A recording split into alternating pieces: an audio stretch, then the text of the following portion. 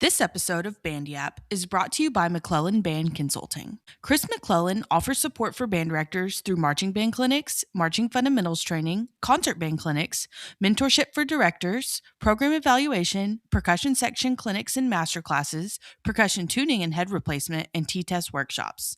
He's also the author of The Unconducted Curriculum, a practical resource covering the things directors are often left to figure out on their own, from budgeting and classroom management to advocacy, trip planning, and more.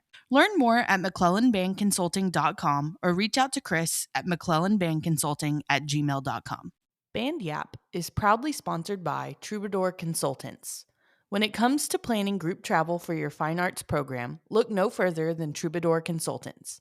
Whether you're organizing a major out-of-state trip or need top-notch accommodations for the state marching contest, John Mize and his team are ready to create a custom travel experience that meets your band's unique needs. As a family-owned, band director-run company, Troubadour understands exactly what it takes to make your trip stress-free and seamless. Plus, when you book a trip with Troubadour, they will sponsor a $500 college scholarship for a student in your band. Directors who book will also receive a free Mollard baton as a special thank you. Visit troubadourconsultants.com today to start planning your next trip with the experts who truly get it. So we're going to cut everything out except for the SpongeBob talk, right? It's just going to be the... Yeah, this is just... What'd you say earlier? Sponge Yap? Sponge Yap. Did you try setting it to Wumbo? Okay, sorry. Hello and welcome back to Band Yap. My name is Alexa Sanchez. And I'm Jose Sanchez. And today we're running up that hilly because we have Jake Hilly here. Hello. So what was it like after Stranger Things made that song pop again? Honestly, I don't think it was very relevant for us. That's surprisingly, that's the first reference I've gotten to that song and my name. Which is really cool because that means you guys have a lot of variety. You guys are very creative. I've gotten, in my younger days, I've gotten hillbilly. That's been one that's come up a bunch, and lots of different variations. But this is the first instance of that. Okay, first, like here's the thing: like people have missed out on some opportunities because if you know Jake, he is not just a fantastic band director, but he is also a multi-talented athlete. So right off the bat, how did you get you can't see this, ladies and gentlemen, but Jake is currently in his workout room. I mean, props for being a band director, props for being, a girl dad and having a workout room in your house. Like, that takes dedication. And on this in this workout room, there is a wall with how many different medals do you have in there? I would have to sit here and count. I don't know if we want to take the time to do that. the bib. Oh my God, there's a lot. These ones that you see behind me, I know anyone listening can't see. They span back to the one at the furthest in the top is probably 2012. That's pretty cool. And then the medals over there are just as old, sorted by race category. But yeah, you definitely cut to the chase there. Yeah, well, I mean, it looks like you currently collect license plates. That's what they kind of look at, like right behind you. I'm like, does he collect license plates? Yeah, that does give that vibe. Yeah, I mean, which is cool. And if I am looking at this correctly, they're in rows of 7. And there's 1, 2, 3, 4, 5, 6, 7, about 8.5 of them. So you have done about 59 to 60 different events, and you've kept all of those. Yeah, and those are the ones I've kept, actually. So about the 4th row down is where I started getting consistent with keeping these bibs. But row 4 and up, there's probably just a few in there that are missed. But yeah, I've spent a lot of money on races where I just cross finish lines, and there's only been a few that I've actually won any award. But I mean, as anyone would say who's crossed the finish line at any race, it's a fun physical accomplishment. Well, okay. So since we're on this tangent and this rabbit hole, why this activity? Why the running activity? And you've done have you done Tough Man? Have you done any of those kind of stuff? Iron Man? Iron Uh, Man. Yeah, Tough Man, Iron Man. Same. yeah. So the variety of what I've done spans um, pretty much any distance of running up to marathon. I haven't done an ultra marathon, which is anything past 26.2 miles. But I've done 5Ks, 10Ks, half marathon, full marathon.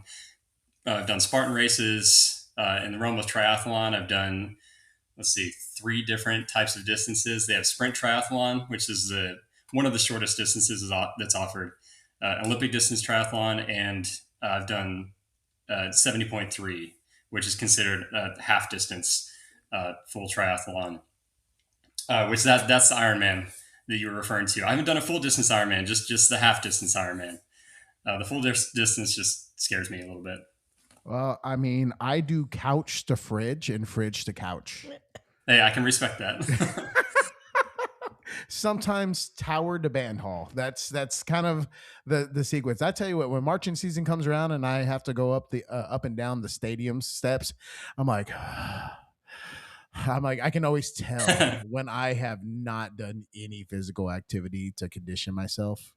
And then you start having to do it. Yeah, I'm like, You should start running up and down those steps.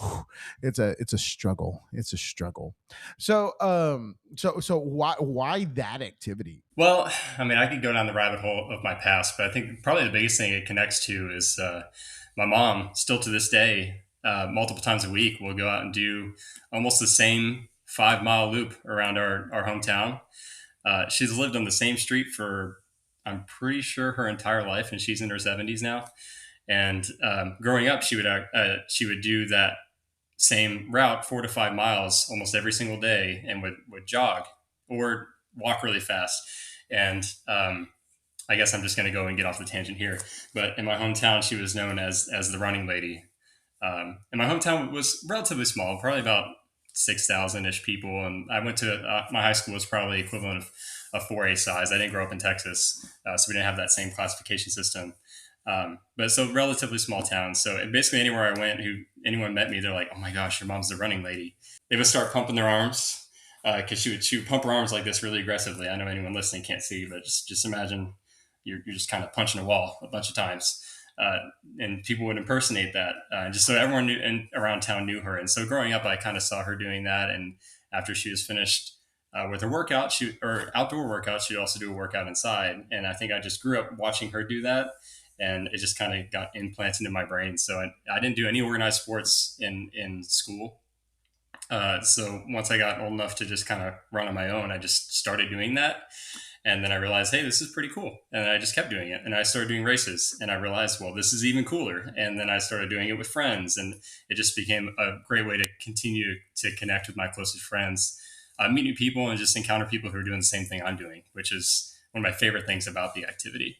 Like going to a race, even if I'm going by myself, and just being surrounded by all the people who have the same goal, just to show up, have fun, and maybe even compete in a race like that is just a really neat environment to be in. So starting all the way back to my mom doing the thing, it just kind of rubbed off on me over the years. Did your mom ever venture into the mall walking? No, she likes being outside too much. She would appreciate the mall walkers though. We definitely were frequent visitors to the mall in my hometown, and she would always give the mall walkers a brief acknowledgement, whether it was a little clap or just appreciating what they're doing. Yeah, she's actually shunning them, like, good job walking inside, guys.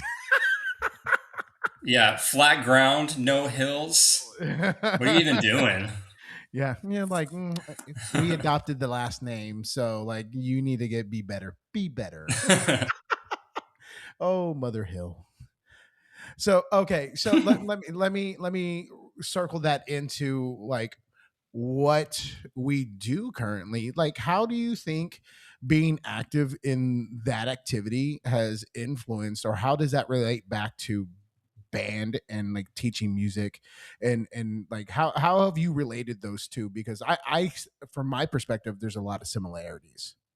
Yeah.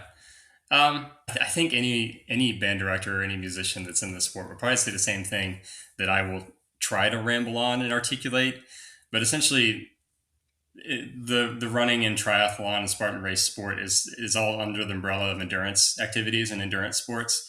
And I think what we do as musicians, as teachers, is a totally different type of endurance sport, and I think even more difficult than running. So if anyone out there is beating themselves up for not doing all these races, I think every single day we're in the classroom and doing what we're doing as teachers is its own endurance event. So training, what I do is essentially putting yourself through this physical and mental combined struggle with the goal of getting stronger, building resilience, and that's what we do in our classroom, projecting that, or so I guess projecting that onto our students, but getting that out of our students, training them in a way that's like when we encourage them to practice or go through long rehearsals or things like that, we're essentially training them to get through these hard things in life that are longer stretches of time than I think what we're used to now in today's society of instant gratification. Not going to get down that philosophical hole, but in terms of get down that, let's go down that. I don't think I'm even ready for that. I don't have enough strong opinions to go down there. But yeah, training in this sport, training to endure long stretches of physical and mental stress, I think translates directly to musicianship and delayed gratification, so to speak. Well, and that's like one of the hardest things right now because, I mean, it is so easy for us just to get tunnel vision into our phones, the TV, all that kind of other stuff. When, it's like, go outside, go do something, like go climb a tree, please. Go do all those things. Yeah, and I'll definitely never say that I am exempt to that instant gratification, all that, because it's a constant struggle to stay away from the phone and just stay away from all the distractions that we have. Oh my goodness. And like I love my phone. I love my phone. Actually, like, we've talked about this on the pod. I have we do paper plate awards at the end of the year, and the staff started doing them this past year. And I got the award for most likely to check or respond to an email or text message, or stop mid-sentence to respond to a text message or email. How'd that feel? Are you proud of that? Yeah, well, it happened today. I know. I handed you your paper. Yeah, I was just like, oh, sorry. I feel like I've said that. He left off part of the story. I was the one that gave him the paper plate award. Yeah, this is. We did a random draw, and I drew his name. So there you go. Yeah, I'm really bad about it. I'm sorry. I apologize. It's okay. We'll keep working on it. Every day's a work in progress. Yeah, every day. Oh, I almost said that today. I said I did a leadership seminar today, which was fantastic. But I almost said this. I love this quote. It's from Kung Fu Panda. You love Kung Fu Panda. I do. Who doesn't love Kung Fu Panda? It's like saying I don't like Shrek or SpongeBob. Well, I like both those things. Jake, yeah, that's sacrilegious. Yeah, what's your opinion on SpongeBob? I ask anyone in my circle about my opinion, and they will all tell you the same thing. I can come up with a SpongeBob reference pretty much in any situation. Now, you're probably going to ask me to come up with one. It has to happen organically. But yeah, I love SpongeBob. I'm going to stop myself there because I'm sure in Celina, we've had a couple kids over the years that have the same love for SpongeBob that I do. And whenever I would give like a reference during class, just out of nowhere in the middle of teaching, like I would get one like "ha" in the back of the room from that one student, but it doesn't happen anymore. And I feel like the SpongeBob lovers are phasing out in this younger generation, which is sad. So sad. No, we quote SpongeBob quite often. I love that. We do. Yeah. Like one of our show clues was actually like SpongeBob holding like a hand, the light hand. Yeah. So. And the thing is, it's so memeable. Like there's a meme for almost every situation too. Like if you're in a text thread and you got to send a picture, like there's something SpongeBob out there that can go in the thread. Did you try setting it to Wumbo? Okay, sorry. There's so many good episodes. No need to apologize, especially in this room, in this space. The one I've been saying, because I said it the other day too, but the one that has been like getting me recently was, okay, you have 3 wishes. Oh, I wish I had known this earlier. Okay, you have 2 wishes. All right. I thought of a reference. I mean, you guys have 2 kids, right? Is it just 2 kids? We have 3. 3 kids. Okay. And So I guess the many. only reason I know this information is from listening to some of your podcasts. And I love that you guys talk about your family. It's so cool. Um, but my daughter, my 3.5-year-old daughter, is in the Y stage. And there was a particularly frustrating evening last week where I was just losing my patience because she asked why at least 107 times. I lost count. And it was over a 2-hour span between 5 and 7 p.m. Anyway, and I thought of the scene where Patrick is talking to Man Ray and he's like, "Is this your wallet?" Oh, He's like, "It yeah. has your name on it." And he's like explaining it and he's like, "It's not my wallet." And just like the frustration of going back and forth, I was like, "Oh my gosh, I feel this right now." That's the way I feel when I teach drill. Is this your dot? Is yours your dot? This is my dot. Yeah. That's not my dot. Well, I always like when we get into that phase of like, this is my dot. That person missed their dot. This is my dot. Okay, all right, guys, we are past the dot situation. You have to guide to the form, like to the form. But this is my dot. Oh my goodness gracious! Like, Is it really? Like, is it really your dot? Yeah. Yeah. That's always a struggle. Like always a struggle. Do you have a favorite SpongeBob episode? Ooh. A favorite episode. Okay, so I figured some favorite questions were going to come up today, and I just want to get out in front and say anything favorite has always been really hard for me to answer. Like my students will, like Friday, for example, I took my jazz band to a festival. Then we went to lunch afterwards, and they're like, "Mr. Lee, what's your favorite food?" I'm like, "Are you serious? Like out of the millions of foods that are in the world, you're going to ask me my favorite single food?" Like for most people, that's not a hard question to answer, but I just have a really hard time with it. So favorite. That being said, anything favorite? Favorite SpongeBob episode? Oh my gosh. Yeah, I think I'll have to think on this one, and maybe it'll just pop to me between questions later. I know which But one. most things from season 1 and 2. We can just cover that as a blanket statement. Yeah. But I lost my mind the other day because the kids were watching SpongeBob and it was the episode. That's a value that we uphold in this household. It was the episode where he eats the sundae, the onion and everything Oh else. yeah. The bad I'm breath. ugly and I'm proud. Yeah. Yeah. Yeah. It was the scene where he's in the movie theater and he like talks in that lady's like direction and she like cinders out. Yeah. I could not. I guarantee I have that photo saved in my phone somewhere. I could not. I have a meme folder in my photos. I could not contain myself. I just like laughed and laughed. And then I backed it up 10, 15 seconds. And then I watched it again. And then I just laughed and laughed. I was like, I needed that. You know, SpongeBob's always solid for a good like belly laugh type of situation. And that's what I needed. Totally at that point agree. in time. So all right, so I looked and it happened real fast. It wasn't that one, but I'm sure you guys could hear this picture being SpongeBob fans. Can you see it? oh yeah. I know anyone listening. Yeah, same theater, but it's just that guy, and I'm not going to try and impersonate it, but I can hear it in my head. Yeah, no, I feel like Weenie Hut Jr. Oh yeah. I think that would be one of your episodes. I don't For know me? why. No weenies Yes. allowed. No weenies Yeah. allowed. I feel ate like a that bowl would of be- nails for breakfast without any milk. We were talking about jazz actually, and percussion music, and the this is not a band podcast. This is a SpongeBob episode. Little did we know we would get here. Yes, SpongeBob Yap. Oh, yeah, one. I'm gonna have to start a new podcast Instagram later. account.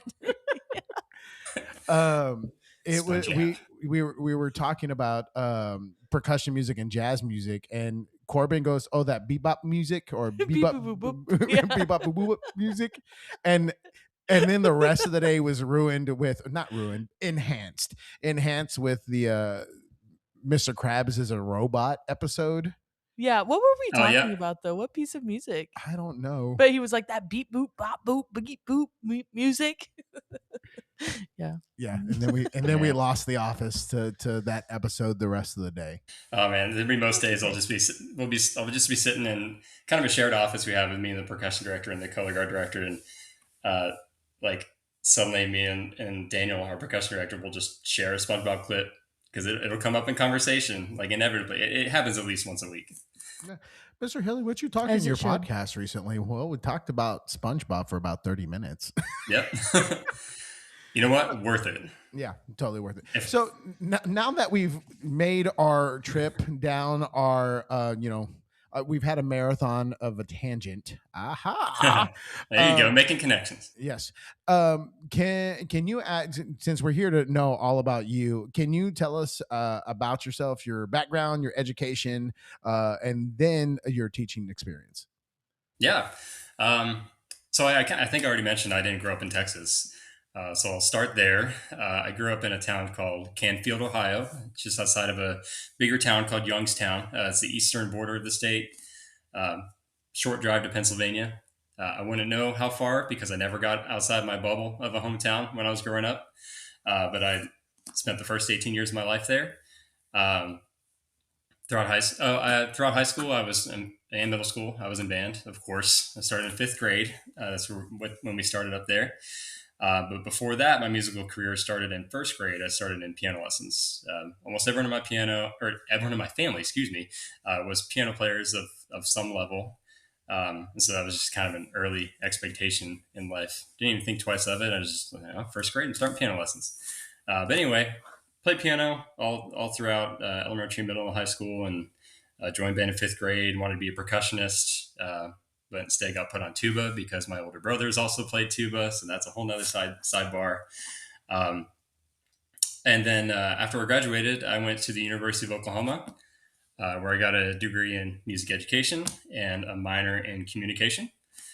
And from there, just trying to think of the lineage. I was a December graduate. Our schedule sort of led us to student teaching in the fall. And then after December, I spent some time working with an indoor percussion group, 3-4 days a week, before I got a long-term substitute job just outside Oklahoma City, teaching middle school band. And then from there, I moved down to Texas. My wife is from Texas.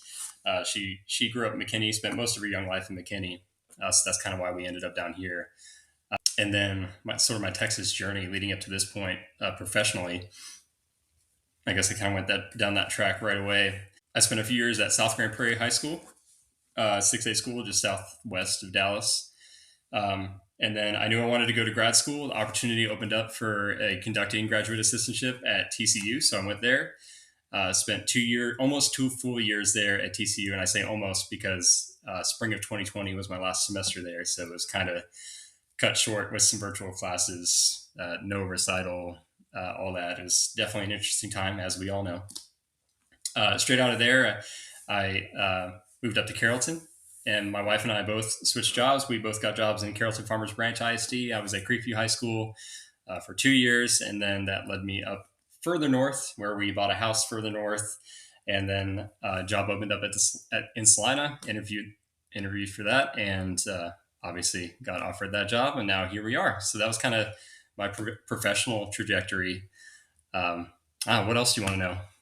Well, okay, since you've had like a very cool journey, like first of all, so your family is rooted in music. And how many siblings do you have? I have 4 older brothers. 2 of them are half Oh, brothers. My 2 oldest brothers um, have a different dad than my 2 closest in age to me brothers, but they're all older than me. So I have four older brothers. okay. So were they all like musically inclined as well? The 2 closest to me, yes. So my brother Joe, he was a very accomplished piano player and was actually going to school for it until he ultimately decided that wasn't what he wanted to pursue for a living, but he still loves it. He still plays piano to this day. He ended up kind of inheriting the piano at my parents' house and bringing it into his own space. So occasionally he'll just send us videos of him playing piano, which is really awesome. But yeah, my brother Joe, he's a really, really amazing piano player, also played tuba in middle school and high school. And my brother Justin, he also grew up with us playing piano. He just cut it a little shorter timeline than we did, but he played tuba throughout middle school and high school as well. And to this day, he's more of a music enthusiast rather than a performer. I don't think he really plays anymore, but I think his regular playlist is classical music. on his commute to work, and when he's driving race cars and stuff like that. That's his kind of main focus. Is he's a big cyclist and he's a race car driver, but he still loves classical music and piano music, and that's kind of his jam, so to speak. But yeah, my two closest brothers are, but two older brothers. My oldest one was real big into wrestling, and second oldest brother was real big into football. So very Do different. y'all all have J names? We do. Yep.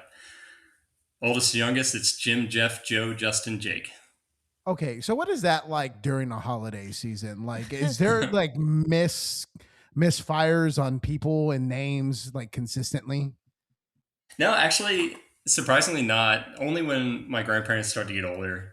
Um, Specifically, weirdly enough, my grandma on my mom's side, who didn't struggle with any sort of mental disorder as she got older, but as she got older, she would always stumble over the names of all things. And whenever she would like call for me, for example, she would go, "Hey, Joe, Brian," and Brian was at least a member of the family. Like, he's one of our Okay, cousins. okay. But she would go through like starting all the J names and then end with Brian. It happened often. Like, hi, Grandma. It's Jake. Yeah, just hard pivot, Brian. You know, it would have Yeah. been better if like that was like the she just started Mark. I'm done. Like I'm done with all the J's. Mark. There's not a Mark here. You're Billy today. Yeah.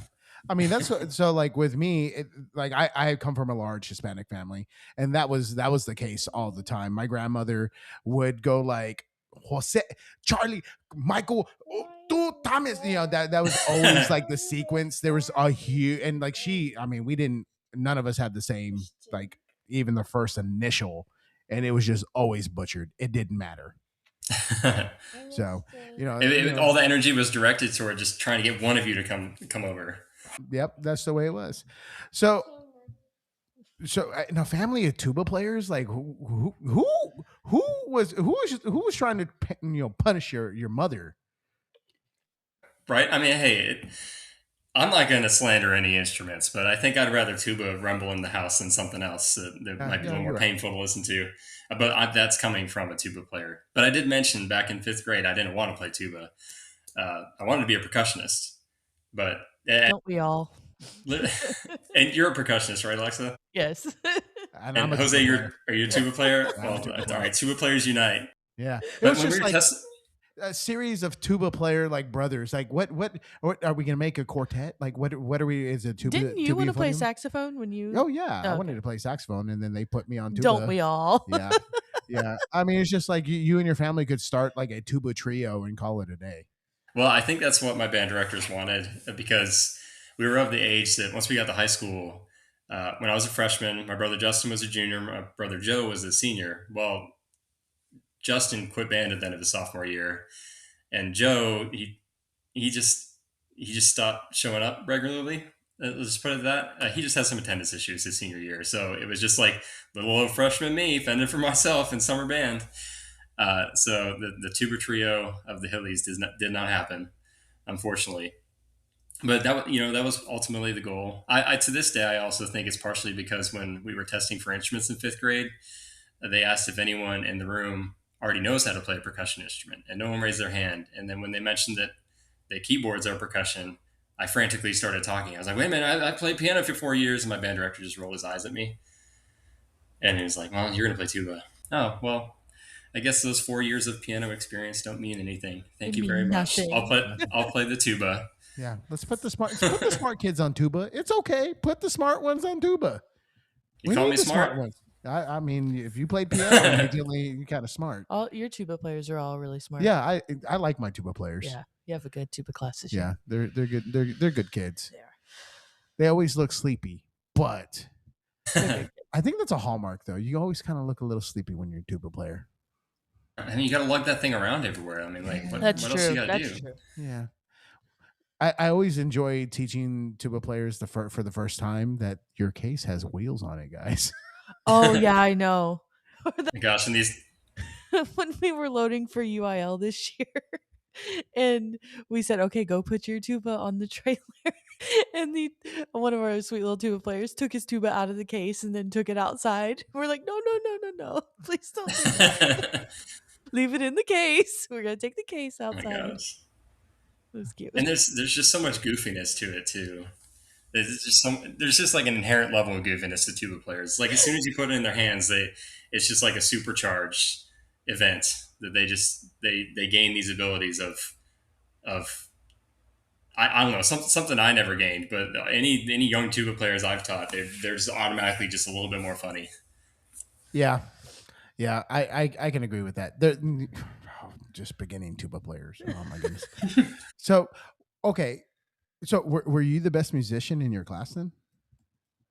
No, no, and well, I hesitate because first off, I'd probably never say that about myself. Like I'm the best musician. Like gosh, if I ever say that, like just end this now. Like exile me, cancel me, whatever. Because that's uh, anyway. That's I would be very full of myself to say that. But in high school, I did have a lot of music theory knowledge, and that's honestly kind of what got me into college. I wasn't a great tuba player. I didn't really care much about tuba. I didn't even take lessons on tuba until I was a senior. But I cared a lot about piano. I would always ask like elementary school, middle school, high school to like play for my class. Like in my elementary school music class, if I learned a new piece of music, I would ask my teacher if I could play it. And I had terrible stage fright. I would walk up and I'd be shaking and I barely played it in time, but I would perform and just like putting myself out there on piano and learning the music theory that's associated with learning how to play piano. That part I really excelled at. But in terms of like overall well-rounded musician, definitely not. Definitely not. Kind of rebellious too. That's a whole What? other story. What? Rebellious? I, I don't see it. So what? Okay, so what took you to Oklahoma? So you are from Ohio, and Hmm. you came down to Oklahoma. Yeah. Was it the musical? Is that what did it for you? No. I've actually to this day still have not seen the musical, so shame on me. It's all But right. If I could never I've hear Boomer Sooner again, I'd that'd be too soon. well, if you ever watch an OU football game, you will hear it at least 100 times throughout the course of the game. Yeah, we Oh, know. so okay, so okay. Here's a question. You were part of the Sooner band. Hmm. You were part of the marching band. Hmm. Um, do they have any other songs in their flip folders? Yeah, actually, I wish I. So my senior year, I was drum major, and we had these heavily laminated flip books where we would hold up and show them what we're playing because college stadium is super loud. We had some hand signs. We had a flip book too, uh, and we had a bunch. And actually, since I graduated, they've added a lot more to the repertoire. So credit to OU. But from what I understand, the goal is to still play Boomer Sooner a ton of times.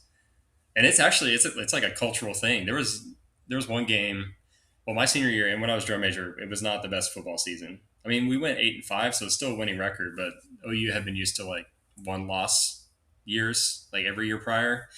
But anyway, there was one loss we had. I remember it was against TCU, and there was a fan that walked through the band during the game, came directly to me, and just started screaming at me for not calling out Boomer Sooner enough. And maybe I didn't, but it was a thing. It's a big deal, and longtime fans recognize it. It's like we need to hear Boomer Sooner, and the opposing team need to hear it as much as possible for reasons like you said, Jose. It's like they never want to hear it again. So you know what? If they hear it again, it's going to distract them from the game. Yeah. I think it works sometimes. Did y'all ever have a counter of like the max number of that? Do you remember the max number that Oh, they ever got some to? symphonian or some fraternity brother out Yeah. there somewhere knows. Yeah. Yeah, I don't think they did it this season. I was drum major. There was just a lot that went on that season that was kind of distracting from being able to count how many times we played Boomer Sooner. But I wouldn't be surprised if they still have a count going on every year. But I remember being in the low thousands, like low like 1,000s, like 1,100 by the end of the season. And that wouldn't be just be games. It would be like they always play Boomer Sooner at the end of a rehearsal.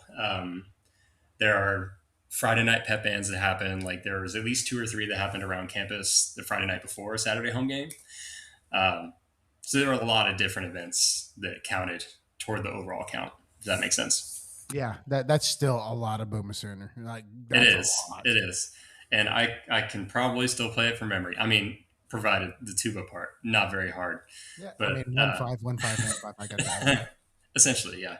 Yeah. No, I get it. I get it. I understand. I understand.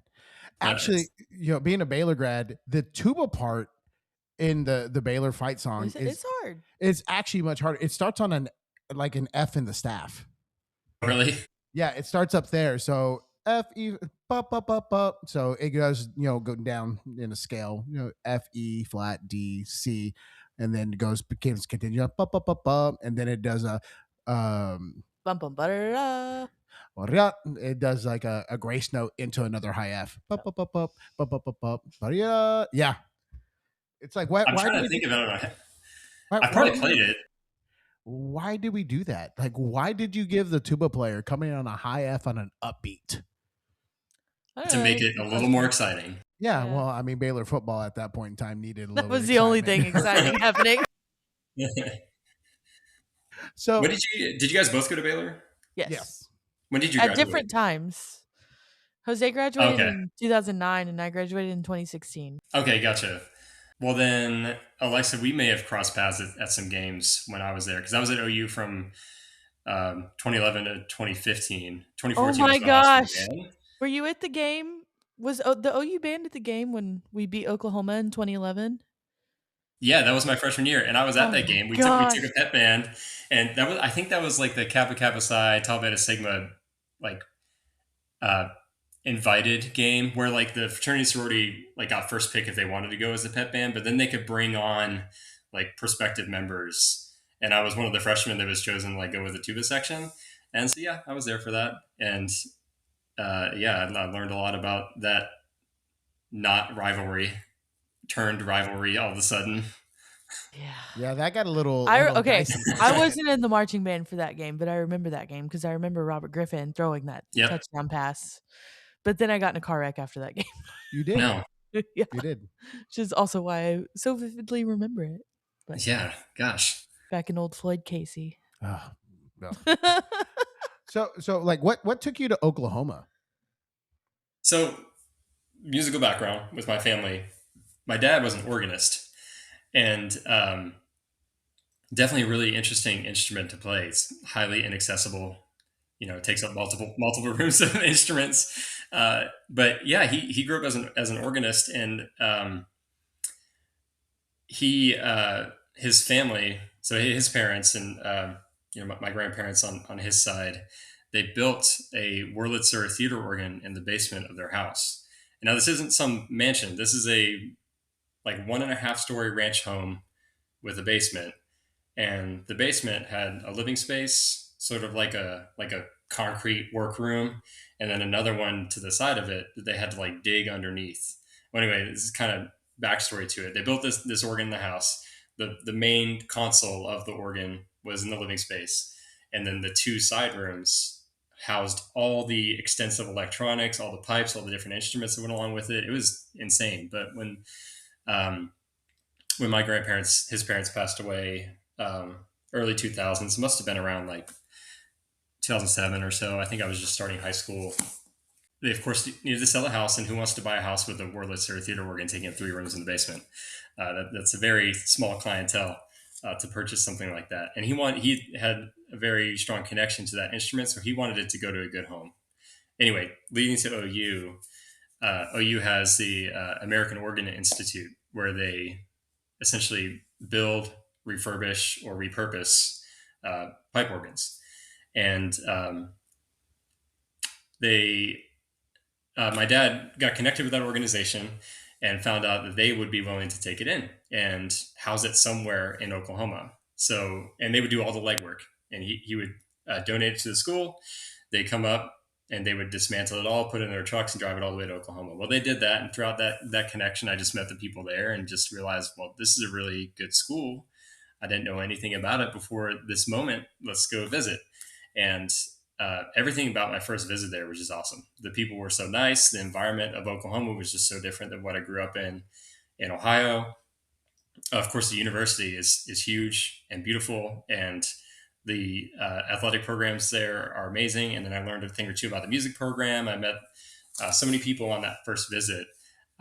And again, they were just so welcoming that I just immediately realized, okay, I can and probably should go to school here.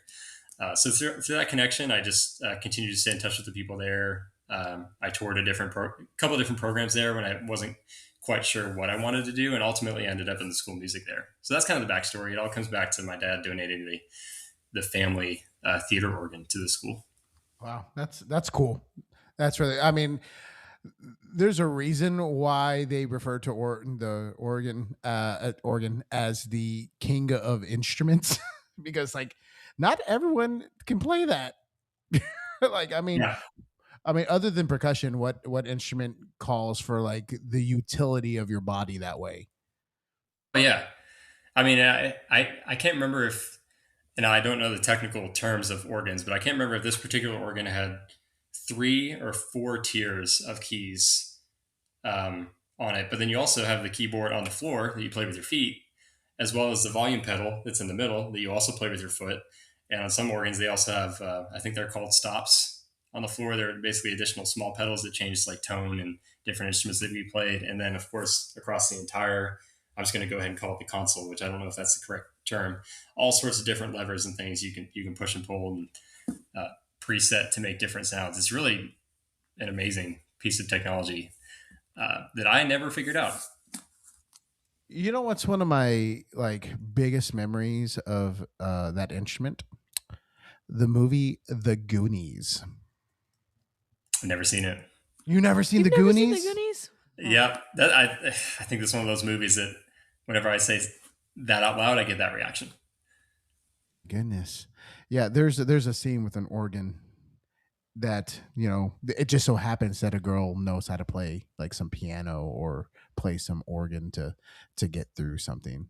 Like the fun fact about that is that they didn't do the reveal of like a practical ship until like they actually shot the scene to catch the wonder of the young actors, and when they did that they couldn't use the take because it was so like all inspiring to the kids that they dropped like they said cuss words in the take. And so like that's the whole entire thing. Well, I'll have to check out the Goonies at some point. It's a Just good, the soundtrack's good, you know, it's just a good movie, it's a good Spielberg film. I think at this point in my life, I've heard the recommendation enough, and I have not capitalized on it. Well, you know, here's the thing. Our coworker Corbin Myers is also. I don't know if you're like awful at watching movies, but Corbin is truly awful at watching movies. Are you one of those Yeah, people? um, not always, but it's probably been a good 2 months since I've watched any TV. Um, and especially since our first daughter was born back in 2022, is like TV has been very seldom. It has to be in small digestible chunks, or I watch it while I'm like riding my bike indoors or something like that. I shared a meme the other day that was it was like a video of just a really tired dad like leaning against his fridge, and he was like, I can't wait to uh, gosh, what was it? Something about I'm glad to sit down at the TV for 15 minutes to chunk through a 2 hour movie I've been chunking through the last 6 days. That's kind of how it Yeah, is for me. yeah. I've seen that. I've I lived that wish I life. knew the quote. Yeah. So you do that. You come to Texas. You do some teaching. You go to TCU. My apologies. And then you get back into teaching. Mhm. So really, to get down to the root, like why did you choose band? Like why was band the thing? I'm not sure if I really have a deep answer to that, aside from I just knew that was something that was going to be done in my life, having a musical family. But going through band, the initial decision wasn't a really decision. It was just this is happening. Going into fifth grade, everyone in my school had to pick something. It was either choir, band, or music appreciation. There wasn't an orchestra in my school. Uh, I knew I didn't want to do choir, and music appreciation was just going to be miserable because that was like essentially an introduction to music. But I already had that the last 4 years from first grade to fourth grade. Um, and so band was, for that reason too, band was the only option. But going through band, I think anything else than any of us would say as band directors now, it's just like the friends I made throughout band, the connections I made, the experience that I had, the ways in which I grew. Um, that's what stuck me through band throughout 8 years from fifth grade to senior year. And then why I continued doing that throughout college, I kind of briefly mentioned that I didn't know if I actually wanted to go into music as a career. And I'm not sure why I had any doubts.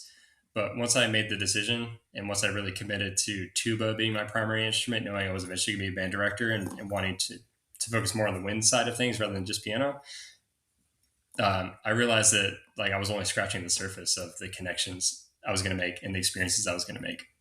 Because I also kind of mentioned I never really got out of the bubble of my hometown growing up, so I found out very quickly that through band there was just so many more things that I could experience and share with other people, and that just kept me driving forward. And I just couldn't think of any other vehicle that in which that could happen. You know. Yeah. So like how has Texas been different from like Ohio, from the way you grew up, from the way band is? Like how has it been different? Pretty much. So like the style of band where I grew up, uh, I didn't even know competition existed in the band world. Like we had summer band. It was just like a couple. It was mornings for like 2 weeks before school started, and we just essentially learned how to march around the field. We had a pregame show that was just a couple sets, and we learned the music to our halftime production that we do all year. And that was kind of like what you would think about being college style, where you would have sort of like a pep tune that you march to, maybe a standstill, another pep tune. We had three moving tunes and two standstill tunes. And we'd essentially just like recycle those throughout an entire football season, where maybe one game we'd start on the first moving tune, play that, the standstill, excuse me, and then the middle moving tune. But maybe the next game we'd start on the middle one, play the next standstill, and play the closing moving tune. So that was kind of like how our halftime shows were structured, which is obviously way different than how most bands here in Texas are done. And in Oklahoma, I found that out very quickly. Going to OU is the competitive aspect of band and the way shows are done is just completely changed my worldview. It's like, oh, this is band. Okay, so this is next level. So overall, that's really how it's different in the band world, in the marching band world rather. And then concert band and sort of individual things you could do is next level also. Of course, we had solo ensemble where I grew up, but to this day, I don't really know much about the Ohio All-State process.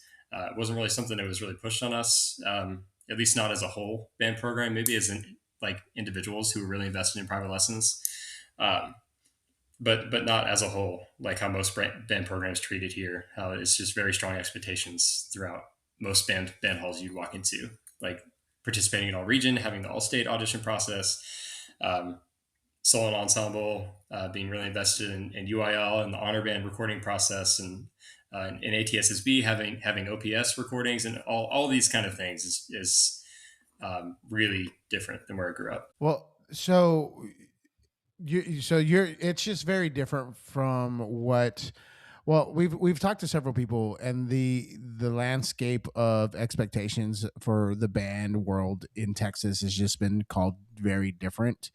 Mm-hmm. Just because we have been, like, the culture has been conditioned to like expect certain things, and that can be a little jarring for people coming into Texas for the first time. But yeah, for sure.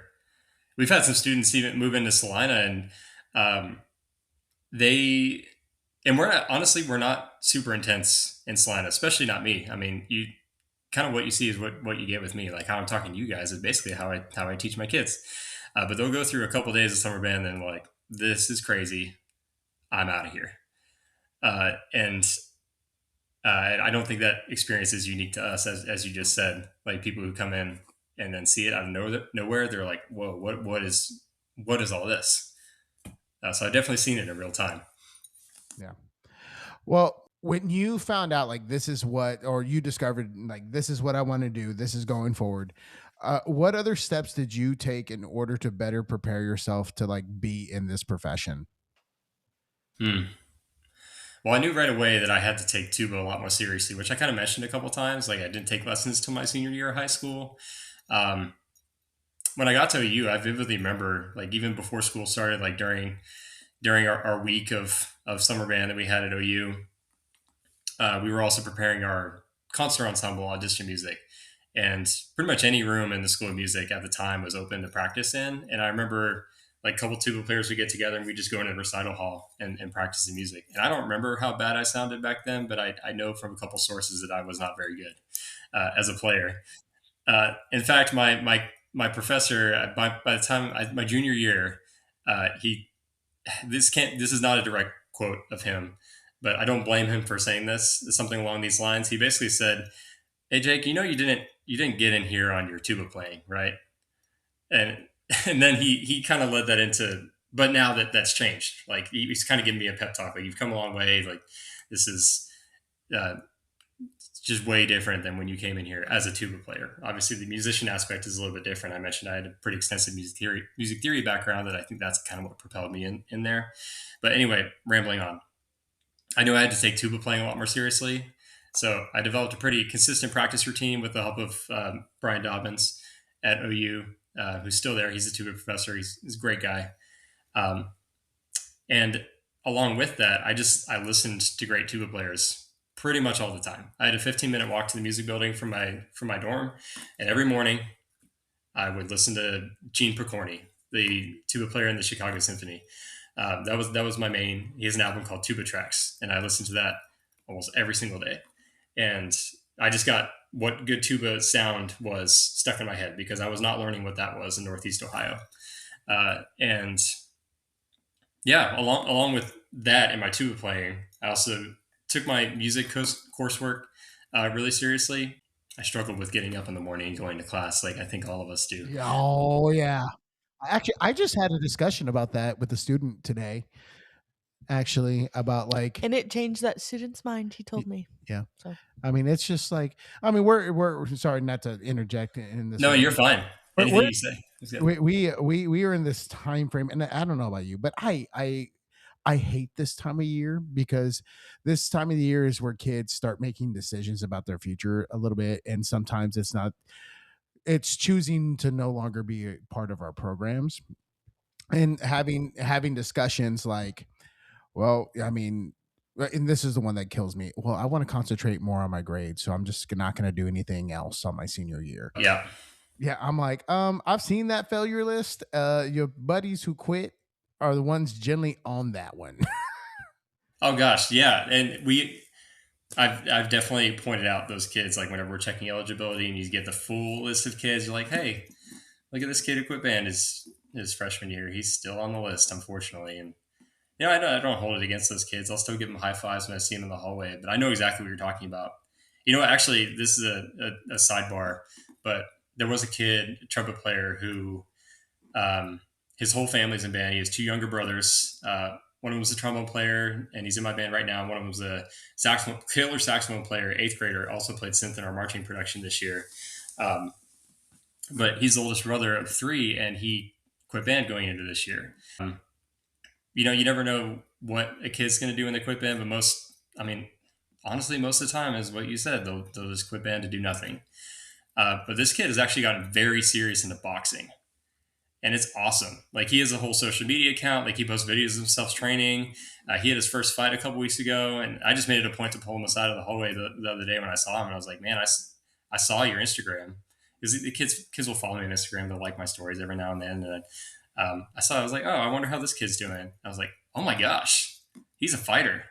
Like he quit band and he picked up something else that he truly invested all of his free time in, which is really, really cool. Yeah, and unfortunately, that's something that is not always the case. You know what I mean? Yeah. And Mm-hmm. it's just 100%. like, please be involved. Please do something like be a part of the community. Be a part of something that is going to better you, in some type of process.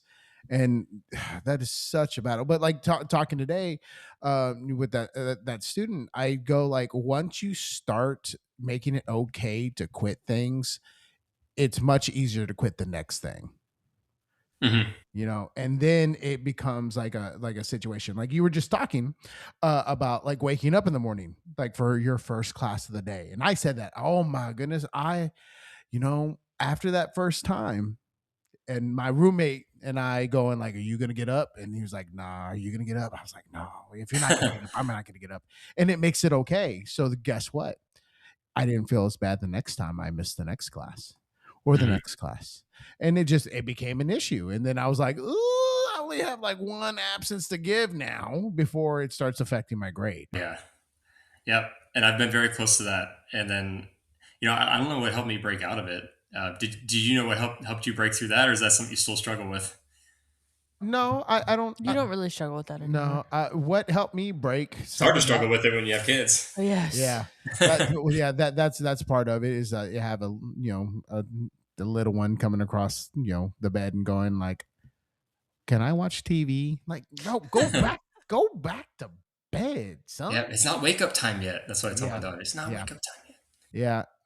But like I think for me, the habit, I kind of really broke the habit early on, um specifically in my career, just because like I mean I had no one else. It was me. I took my first job in a small town outside of Waco, and it was me, and there was a head director that trained me up really well, but it was That was just, pre me. yeah, it was just the two of us, and I had to be responsible for myself. No ands, ifs, or buts.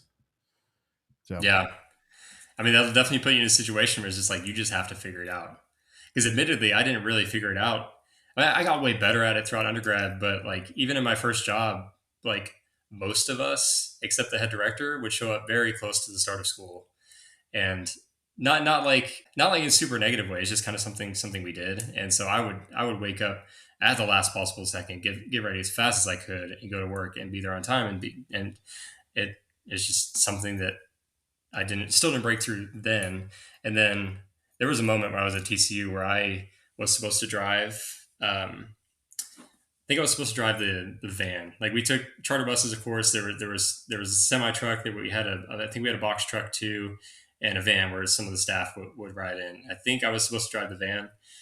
Regardless, I was supposed to drive something, and I woke up like 5 minutes before departure, like not before like call time, before like the buses were rolling, and I was hysterical. Like I woke up, I was shaking. I called Brian Youngblood at TCU, and I was like, I was, I didn't even know how to form words, and that was definitely a moment I could think. I was like, okay, I need to figure this out. I can't just ignore my alarms. I can't just not set alarms. I just have to figure out this morning thing.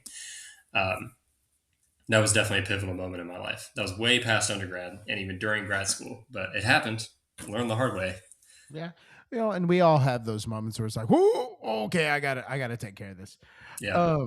So do you have like a DCI story? Ooh, man, I would have to dig in the archives for that. Oh, okay. It's Well, let me crazy ask to you. think sometimes that it's been 13 years since I marched. Okay, so you do have a DCI background. Yeah, yeah, I do. Oh, okay. So when did you start marching drum corps? So I marched in 2012 with the Madison Scouts, and then 2013 with Bluecoats. It was 2 years. Okay, and like, what made you decide to go to do that activity? So one of the questions we were discussing was kind of the things I knew I needed to figure out to be entering the band directing profession, and to enter something that I originally didn't think I was going to do. Um, and a lot of my friends, my freshman year at OU, really helped me figure some of those things out. I knew just one aspect of that was I just needed to start putting myself out there. And one of the things that it kind of manifested in was doing a drum corps. And uh, a couple of my friends that lived on the same floor as me in our dorm at OU, I kind of miss that life. Just being able to, like, a couple of doors down, my friend Kinzer, his name is Kinzer, is the guy I'm thinking of mainly. I'm just going to go hang out with Kinzer for a few minutes, and I'll just come right back to my room. It was just like so easy to go hang out with friends. But anyway, his name is Kinzer Hennessy. He's a trumpet player. He marched Crossman, I think, in 2010. I could be wrong on the year. I know it was before he got to OU. And I had another friend. His name is Perry Amalatitida. He lived right across the hall. He never marched drum corps, but he was a band guy. He was a drum. I believe he was drum major at Boswell High School, up here just north of Fort Worth. Um, but anyway, Kinzer just started showing me drum corps videos, and again, going back to what I said, growing up in Northeast Ohio, not really knowing anything about competitive band, even though Blue Coats were right around the corner, I was learning a lot from him. Just showing me those videos. I was like, oh my gosh, what is this? This is so cool. He would just show me a different drum corps video every now and then Perry got into it, and he would just show me stuff, and then before he knew it, um, we found out that Madison Scouts had some open positions, both in the trumpet section, which Kinzer played trumpet, and tuba, which they had a couple spots open to tuba. So we decided to drive up to Indianapolis with two of our percussionist friends who already had contracted positions. Um, one of which was on the snare line, and another one was in the front ensemble. We drove up to Indianapolis, we auditioned, and then we both got spots. And it was crazy. It was one of the hardest weekends of my entire life, learning how to hold a contra and march drum corps and march drum corps style drill, because it was already March, all at the same time, and hopefully get a contracted spot. But I did, and I'm very thankful for that. But that's kind of how I got into it. I just knew I needed to put myself out there, and my friends got me there, honestly. There's not enough credit that's given to the contra player, honestly. No, really. I agree with that. Between them and bass 5, like put Yeah. some respect on it. You know? It's different though. Like the motor movement that you actually have to do is way different. Yeah. But yeah, I mean, mad respect to anyone that carries It's- something heavy. It's a it's a consistent and unbalanced physical toll. Yeah. Yeah. Oh yeah. Do you have any back issues because of it? I don't know if my back does get tight and sore probably more frequently than it should, but I don't know if it's from drum corps or if it's from all these Running races I'm doing. Yeah. running everywhere. Yeah. Were you one of those little kids that just ran everywhere all the time? Isn't every little kid like that though? Yeah, maybe. No, I mean, if I was running from my brothers. That was it. They pushed me around a lot when I was younger. I was definitely the youngest. But no, I know I would prefer to just sit in my room and I don't know, do whatever it was I did as a teenager, preteen. If you had one brother that you had to fight, which brother would it be? That's a hard decision because to this day I would still lose to all of them. Strength is not my forte. I mean, I could run longer than them, maybe a little bit faster. To fight, man. Well, definitely not my oldest. He's in his 50s, but he's definitely not out of his prime. And he's a big man. I don't know how much he weighs, and it's probably not at liberty for me to say, but he's a large man. He's very strong. And I would lose that very fast. Same thing. My second oldest brother. He's big and he's strong, and I couldn't take him on. So we're down to my two closest in age. So man, I never had to think about this before. I love this question. I'm gonna have to text my brothers after this, be like, "Hey, guess what I was just asked? Guess what I just had to think critically about." Which one I would fight? Who would I fight in this situation? You got to think about like, okay, are they left-handed or the right-handed, the southpaw, not southpaw? What's their reach like? You know, Yeah, right. Do you have a height advantage? Do they have a height advantage? And do you think I know that information? I mean, I can tell you what, me and my brother have strapped it on a few times. And my younger brother is, he's actually like 6 foot. And I'm like, yeah, he seems a lot taller than you. I'm 5'8", 5'9" on a good day. But when we get into scuffles, or we used to get into scuffles, I was smart because I knew I had to get inside his reach. Mm-hmm. So that way he couldn't inflict damage, and I'd just go to the ribs, to the kidneys. But we were old school that way. Well, you're giving me some ideas now. If I ever have to fight my brothers, but the problem is we're also all the same height. Both Joe and Justin probably both have more muscle mass than I do. I mean, all three of us are somewhat athletic, just in different ways. I'm an endurance athlete. My brother Justin is also, but he's more of a cyclist. And my brother Joe does like everything. He's kind of outdoorsy. He does snowboarding. He used to just do pull-ups like all the time for fun when he was younger. Okay, so it wouldn't be that one. It wouldn't be Joe. Yeah, and I was kind of leaning toward Justin anyway. Yeah, because Joe sounds like the guy who has natural strength. Yeah, 100%. Like raw natural strength, and you don't fight those guys. Yeah. Like, that's just the way that goes. You can fight the guy who has the endurance. You can fight the guy. Why am I giving fighting advice right now? Kids, don't listen to me on this one. When I pictured Joe being also a concert pianist, an outdoorsy snowboarder, natural strength, he shaves his head, has a beard. Okay, he's the perfect concert soldier. Okay, pianist. we got it. We Yep. got it. He's the perfect soldier. He's actually works for the CIA, Maybe. and this is a cover. That is like a perfect cover. Like, what do you do for fun? I snowboard, but also I play the piano. Yep. 007 True. backstory. Yeah, Yeah. yeah, that seems very on point for that. So, like, so what are some of the things that you took away from your drum corps experience that have helped you in the classroom? Oh man, I know I've rambled on a couple times, but this is one I could easily ramble on about. So how can I pinpoint this? So I had two different drum corps experiences, marching Madison Scouts and marching Bluecoats. I want to call them two totally different experiences because they're both still drum corps. They were just different experiences to me personally, like being me who I am as a person, being with who I was as a section, even with the instructors I was with in the show we had. Um, and I also had an opportunity to march a third year drum corps, but I decided not to uh, because that was the year I was going to be drum major at the University of Oklahoma. So I wanted to dedicate my summer to that. Regrettably, I missed out on marching Tilt 2014 Oh, Bluecoats. oh Um, man. I don't have very many regrets in life, but that is definitely one of them. But anyway, so I mean that directly relates to how I can answer this question. You said like, how does this relate to how I teach? Is that what you said? Yeah. Um, well, I learned a lot from a variety of different instructors I had. Let's start there. Like sort of learning from the people who do what I wanted to do at some point, which was just teach kids. And I had a wide array of instructors. The people who would beat us down with 3 hours of fundamentals and then get fired from their job. That happened at Bluecoats. Um, I'm not going to get into the whole story, but essentially, this guy made us do end zone to end zone fundamentals at increasing tempos after only a 5 minute on your own body warm up. And it was also on like week 2 of move ins when we had a new tuba player coming in, and that tuba player broke his hip and had to go home the day he started. So, anyway, that instructor, we never saw him again.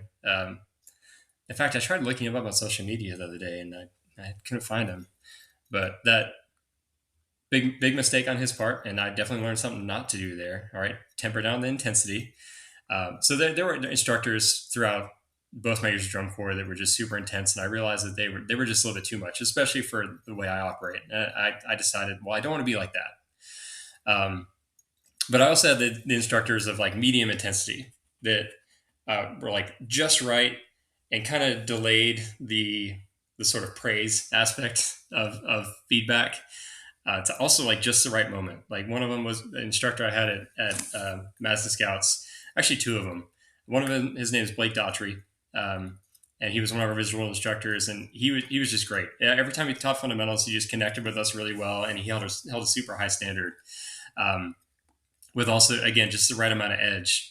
And then I remember with him specifically, there was a point, and again, this is just how it resonates with me as a person and how my mindset is with getting feedback. There was a point where he came up to me and he just out of nowhere, he was just like, "Hey, you've improved a lot. Keep it up." And then he walked away, and that was it. And that made like this was 14 years ago, and I remember it. And it was such an easy, simple, effortless comment to make. And I was like, "That's a really awesome thing to do. I want to do that with my students." Cool, noted. Stick in my brain, and I still remember it. And Andy Ebert, a lot of us here in Texas know that name. I mean, a lot of people in the drum corps world know that name too. I believe he still writes drill for the troopers. He's been around with a lot of different drum corps, but he was our visual caption head at the time at Madison Scouts, and he was just really good about all the information he presented to us, how he connected with all of us,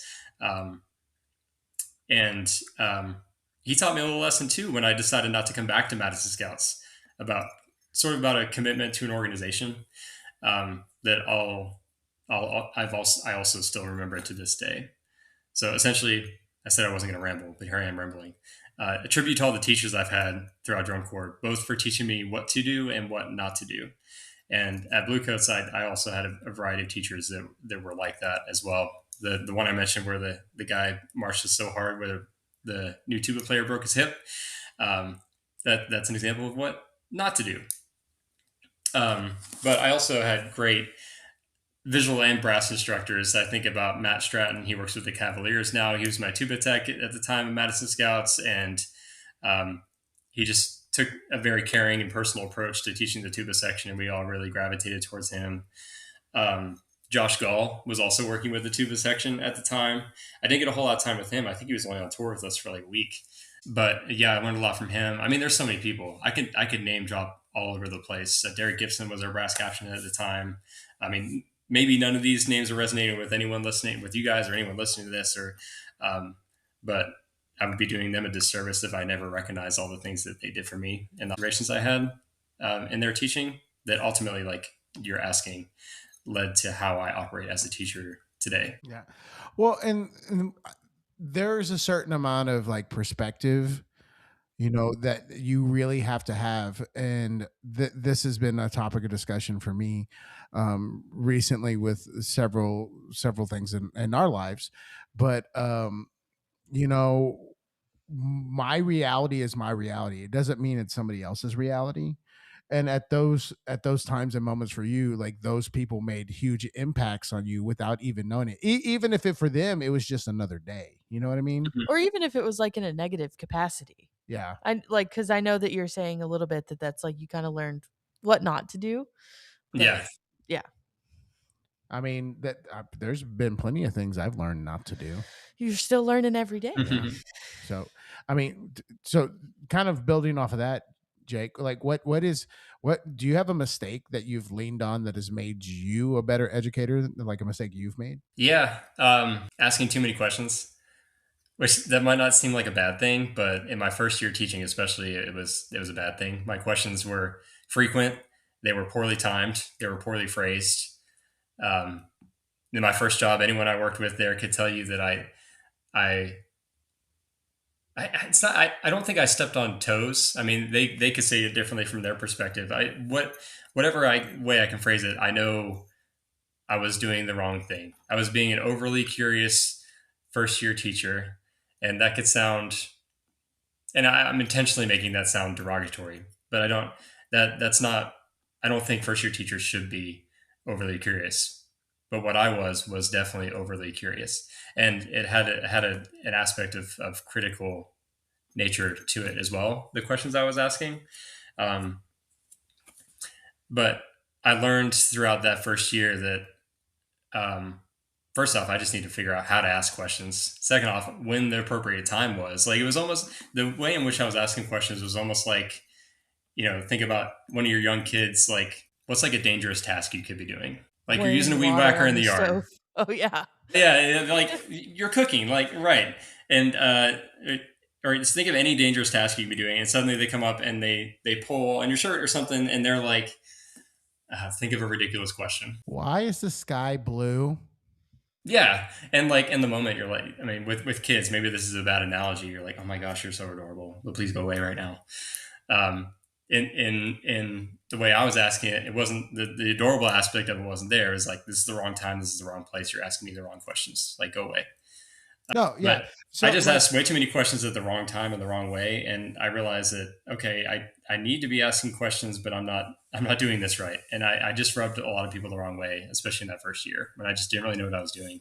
well, and like that's like a double-edged sword, is because at some point in time it's like another question, and that's kind of sometimes unfortunately what it is. But like it also can come off if you don't know how to deliver a question, like why are you doing that? Hmm. And even if that wasn't the intent, it's like, why are you doing that? Because I want to know why you're doing that. Like I am just curious in the function of it from your perspective. I'm not questioning why you are doing it. I just want to know why you're doing it. Yeah, and I mean, I'll admit to this day, I still do that sometimes, but sometimes I mean it. Sometimes I mean it to sound blunt because I think through it way more than I used to. But I remember one specific situation, exactly what you're saying, is I taught the fourth band. This is at South Grand Prairie High School, and it was the first time we had a fourth band that we were also going to take to UIL. Like I was an added position. Like there wasn't someone in my position before they hired me. Um, and in this particular setup, like the third band was a very large band, and the fourth band was about 25 kids, like compared to like the 60 kids of the third band. At the time, I didn't understand why. And I was just asking so many questions like, well, why aren't more kids in the fourth band? Well, why did you decide to put these kids in the third band and not the fourth band? And essentially, like, it just sounded really targeted in the way I was asking it. Well, and that's for us, like the way we do band placement currently at Gatesville is that like we find our almost a natural break in the ensembles. Hmm. And that's, I mean, and of course we fill out the ensemble the way we like really need to fill it out. But for the most time, there's the kind of a natural break. And that's where we place the majority of our ensembles. And like that's the same thing with our junior high groups. We temper where that we take the temperature of where that break is, and then we kind of separate it from And there. I will tell you too, I've missed it a couple times, but I always try to adjust it as soon as I can in the best interest of the kids. Like at the beginning of the year, there's always like an adjustment period where like we start and I'm like, okay, you're in the wrong spot. And then we try to I never adjust it down. I always adjust it up. Yeah. But yeah. Oh, we try not to adjust it down. Yeah, I've only done that like a couple of times, but it was for Necessary. specific Yeah. reasons. Yeah. Sure. That's- It's really difficult. I don't think there's a right answer because it's all situational, right? Depends on your schedule, how many bands you have, how many kids you have, like Exactly. even section by section. Yeah. If you have 40 flute players, but no more brass left over, you're not going to have a third ensemble of flutes. Exactly. Yeah. Yeah. Like, There's just so many layers to it. Yeah. And who wants a full ensemble of flutes? No one. Not I. No comment. So, Jake, do you have like a favorite part of the marching arts? Well, I try not to make this sound like an overall blanket statement with band in general, but I think a really cool aspect of, especially how we do it in Texas and other states where it's very competitive, is not only are we all making music together and teaching kids and producing something for a performance, there's also a highly creative aspect to it. Like in what we do with our band programs, for example, having a show coordinator, a music arranger, sometimes both separate music arrangers for the winds and for the percussion, having someone either on staff or hired on that writes the color guard, having a drill writer, having a choreographer, all these aspects, as well as the additional band staff or the band staff, like boots on the ground. There's so many different creative minds that go into it. So not only are we putting something together for a performance and competing with it, but it's also something we all individually created. Where I think that's really cool. Like we could put that out there and share that with the world, because we could talk about like concert literature all the time and be like, hey, for UIL this year, I played Songs of Old Kentucky, and other people who've played it before, they're like, oh yeah, I love that piece, and that's kind of the end of it. But with our marching show, it's like, okay, our 2025 production was called Notre Dame de Paris, and we opened up with La Prairie Fanfare by Dukas, and then we interpreted it this way, and we did different choreography moves and staged it this way with these props and these uniforms, and we all put these things together from scratch, which I think is really, really awesome. And I mean, that on top of the amount of hours we dedicate to making that happen and the kids that make that happen on the field is really inspiring that continues to happen every single year. So I think not just the shared experience of performing that we all get year round with band, but the shared experience of creating different things and presenting that and competing with that is just really awesome. And we've talked about that a few different times, but like the payout of like marching band and what it is to put like a full production on the field is just like the first time you see that full show or hear that first like real pop, you know what I mean? It's just like there's something about it because like you've put in like a certain you put in the hours, and then you talk about the expression and then the physical demand of that pop. Like it's just the payout is so good. Yeah. I'm curious, do you guys feel that payout like all season, or is it just the first time you hear it? It depends. It depends, honestly. It depends on the performance that is happening. Mm-hmm. Because like there's been some times where I'm like the pop happens, like specifically for me the pop happens in the ballad. Yeah.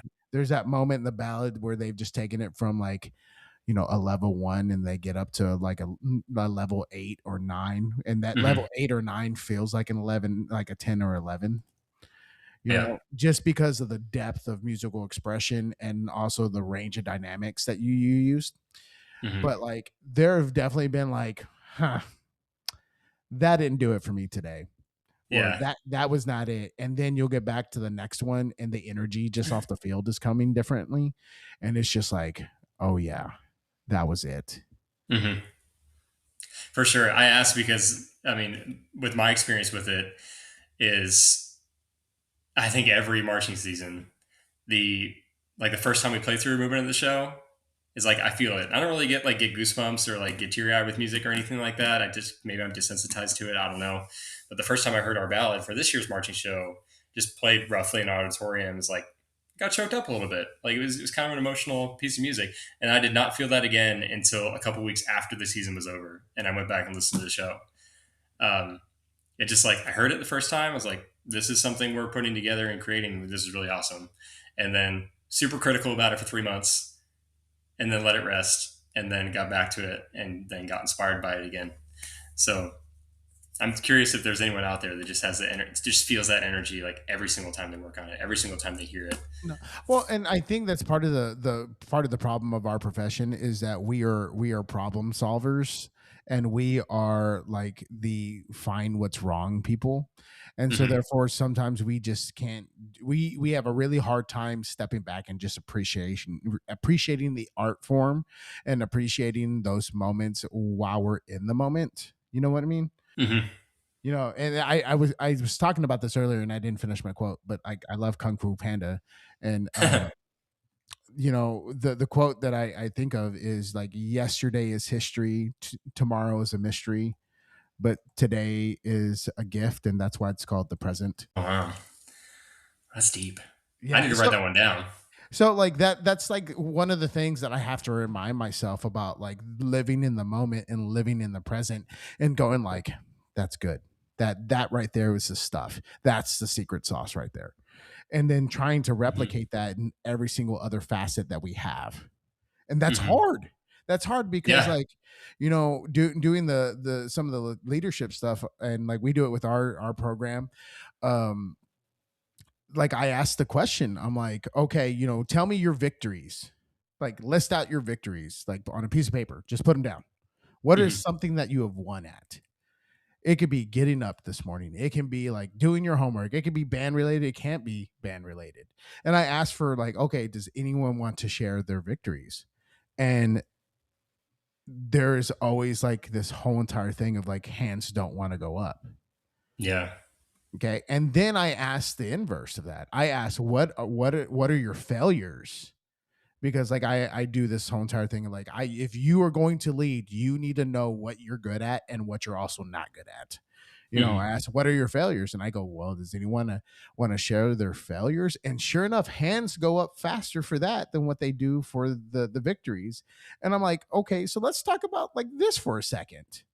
Like, why is it that we are so easy to talk about our failures versus celebrate our victories? Hmm. And like they go, oh, like what? Why? I go, well, that's why they say misery loves company.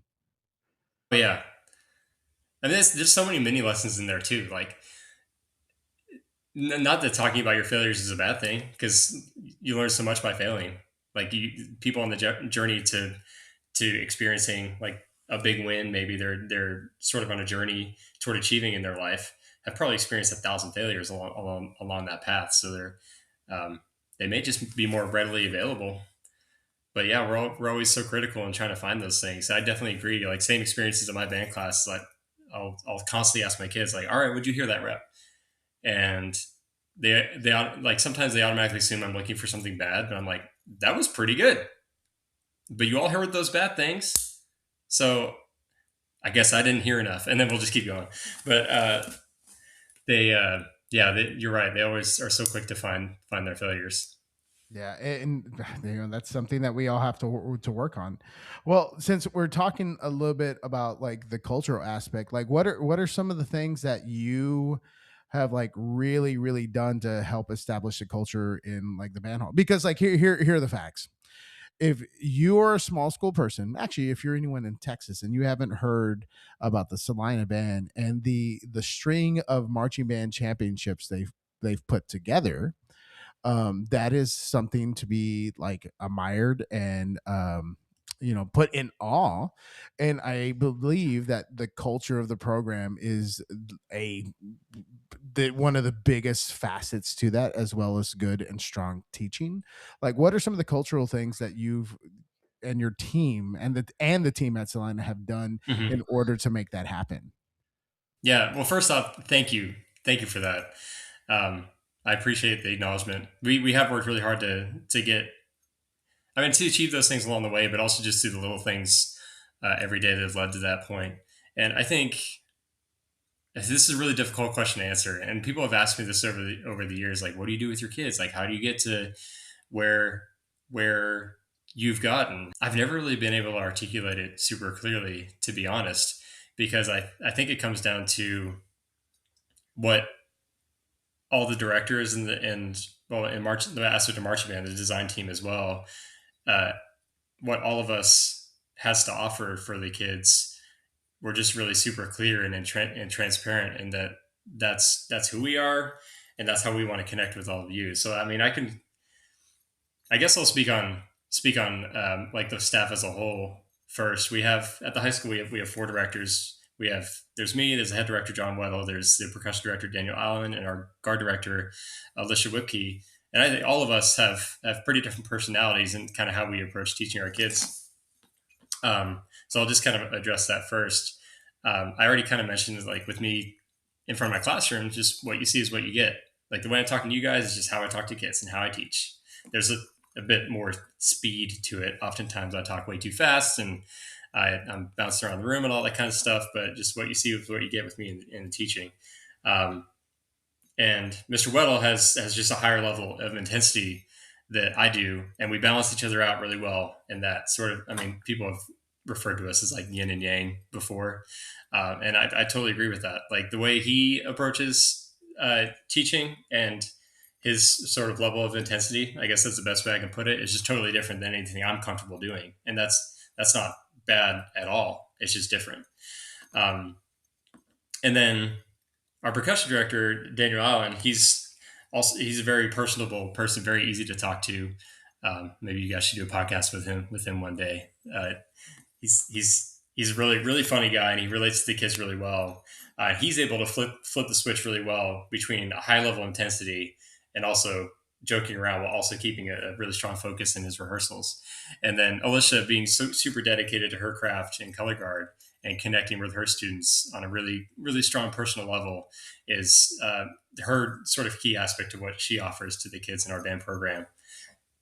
Um, but sort of with each one of us, I mentioned the personal aspect and the personal connections we make with the kids, because I think what it all comes down to is that and establishing those personal connections with our students from the very beginning, being transparent with our kids, and that this is who we are, and this is what I know you are, and what you can be.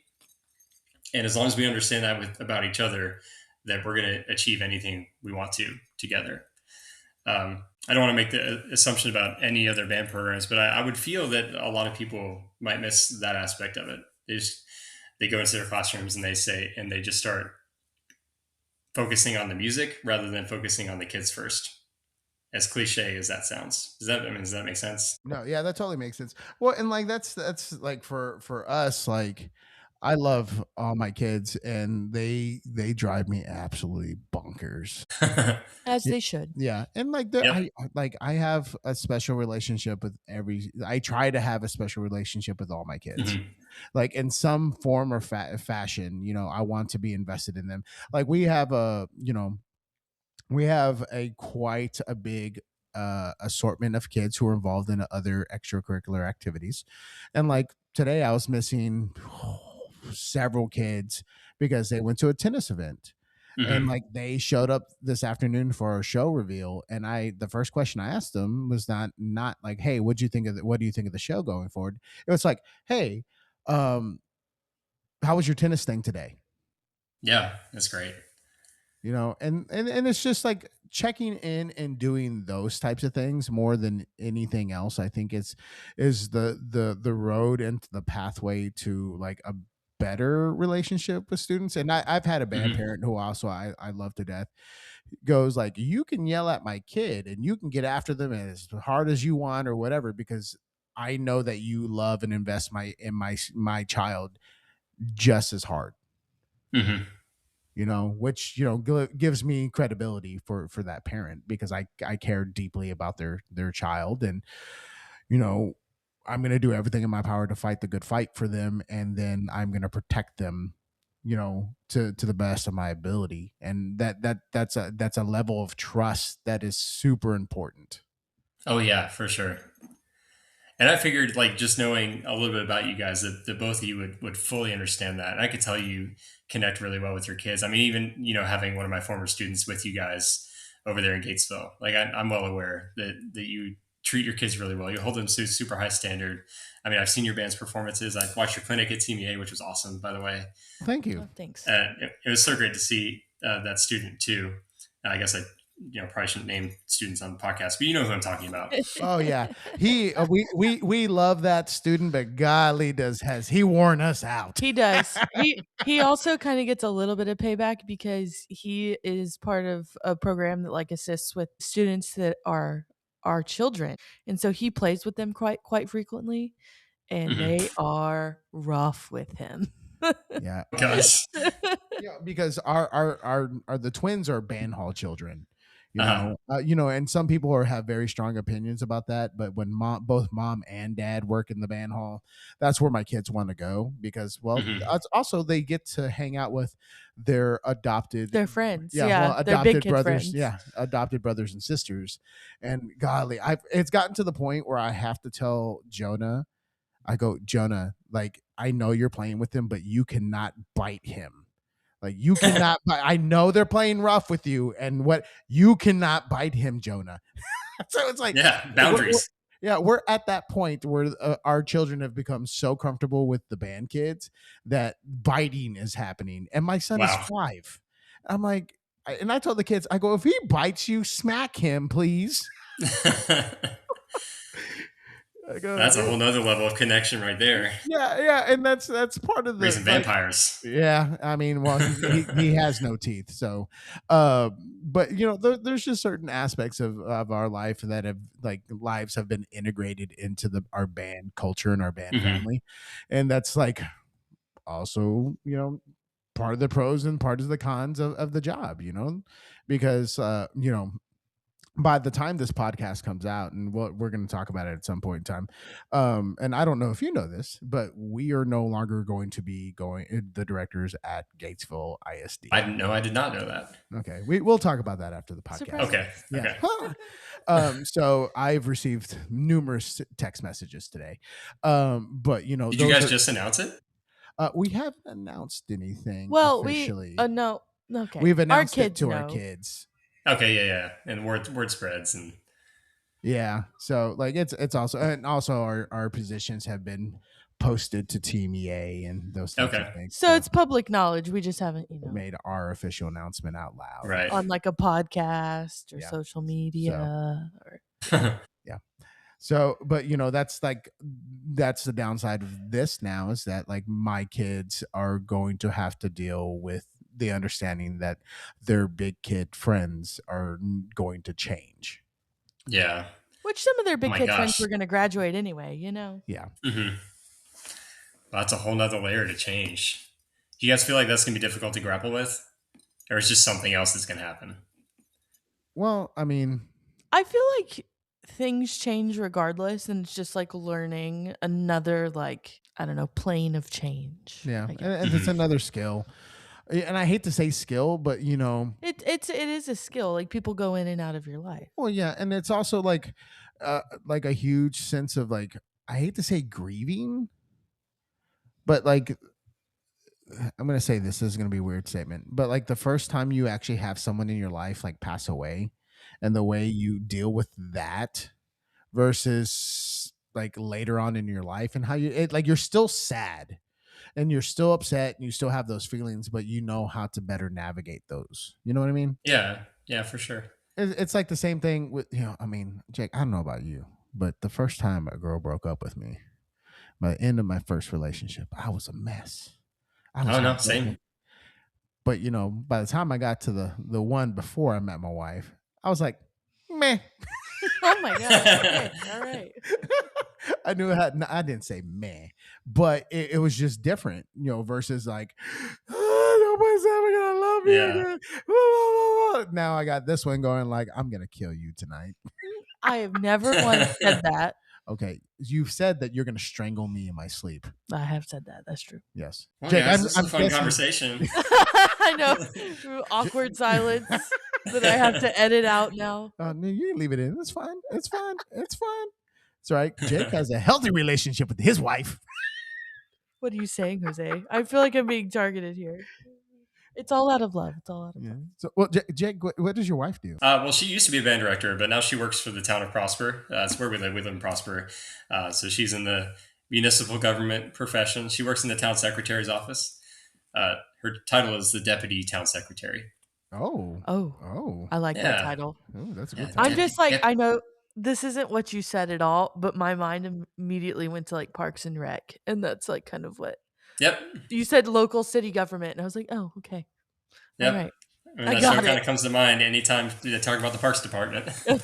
Well, so like she has a pretty interesting job because isn't Prosper like one of the fastest growing cities in like the U.S.? Yeah, I don't know about Prosper. Over the last like 5 years, it's become pretty difficult to buy anything here. Land and houses. We got in at the top of our budget at just the right time. We squeaked in the door to get to move into Prosper. Celina, though, yes. I don't know if it still is in the rankings, but several times over the last 4 years of my time in Celina, it's been classified as the fastest growing city in the country. Yeah. I believe that. Yeah, I know. From everything I've heard about, like that part of North Texas, like 100%. Yes. Yeah, it's quite booming. Yes. I mean, Prosper definitely yes too, but Prosper is relatively small in the grand scheme of things. Like it's only landmass wise, I think it's like 4 miles north to south on a map, but it stretches really wide. Like I think 10 to 15 miles wide. Okay. So Prosper isn't really big, but it's going to be dense because it's going to be mostly residential, or it is mostly residential. It's going to continue to be mostly residential. My sister lives in Frisco, and she kind of moved to Frisco when Frisco started to like kind of boom. Like, yeah, I don't know. Like, I know that the growth has kind of like dropped off a little bit because it's come a little bit more saturated, but that's like it's like expanded up like from there, like into the Prosper and Salina area. Oh yeah. Yeah, it's just gonna keep going further north and northwest or northeast, over to like Princeton and Melissa and Anna and all those towns along the 75 is the highway that goes up northeast. How is your fundraiser going this year? If it's anything less than amazing, it's time to talk to Shawn Murphy at FanPledge. No product to sell, nothing to deliver, and guaranteed results. Raise at least 10% more than your current donation-based fundraiser, or it's free. Fun, fast, proven. Call Shawn at 903-948-7348. FanPledge. The champions are already on board. Are you? But to round off what I was saying, it's just overall it comes down to like we're really matter of fact with the kids about who we are, about who we expect them to be, about who we know that they are, and where we want to go. And we just kind of all come to a mutual agreement on like this is how we do things. You're either with it or you're not with it. And if you're with it, great, we're cool. If you're not with it, great, then you're not, and maybe you just need to choose another path. And most 90% of the time, that's not what they choose. They're just like, oh, okay, or we have mutual expectations here. All right, let's do it. So to round out kind of what I was saying. Yeah, no, I mean that's great, and like you don't ever want to leave any room for gray. You know what I mean? And it's just like if you allow them some a lack of clarity, that's the last thing you want to leave the kids.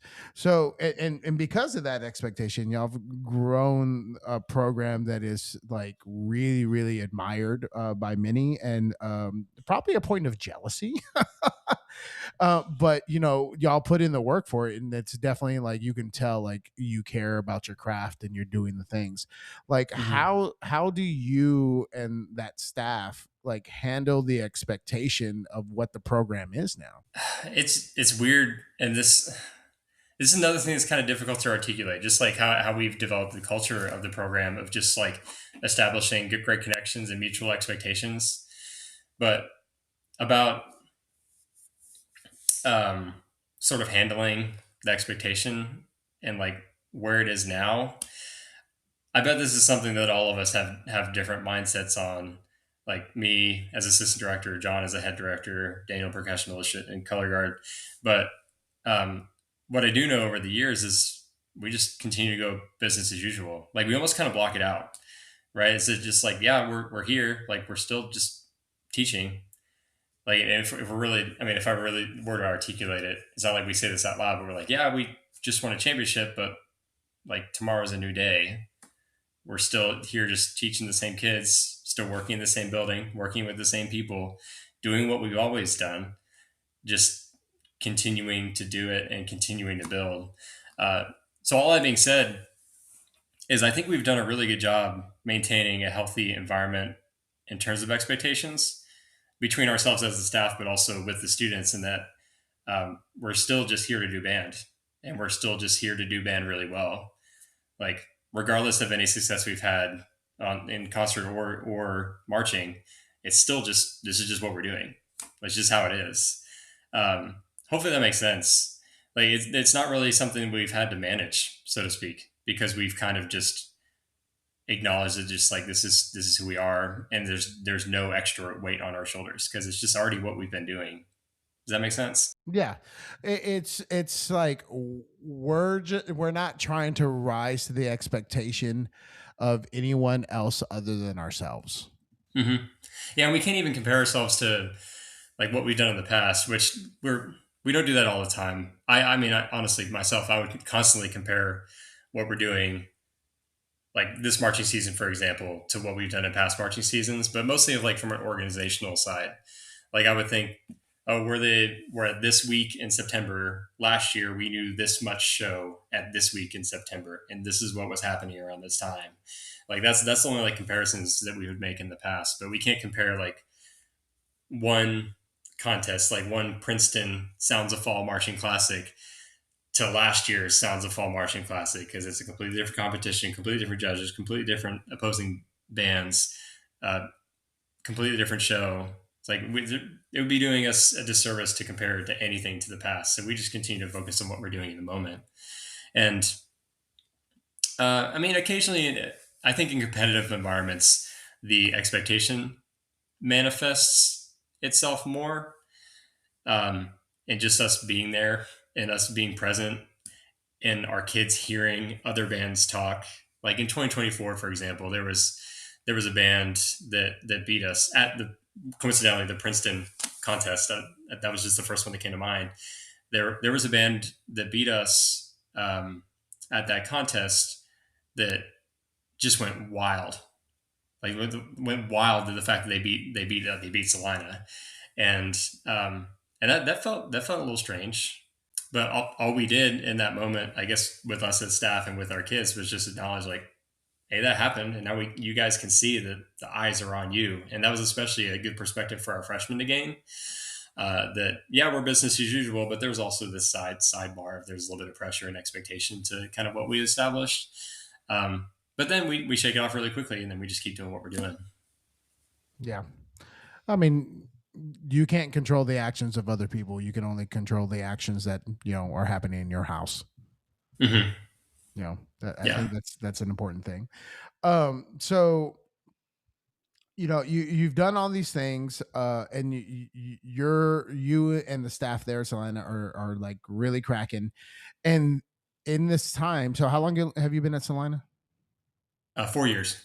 4 years, and hmm in that time, you have not only had one. Well, your wife has not only had one baby, but now two babies, and We have two. you are a proud girl dad. Oh, 100%. I wish I had my girl dad hat in this room. I would show it to you because Oh. it's one of my prized possessions.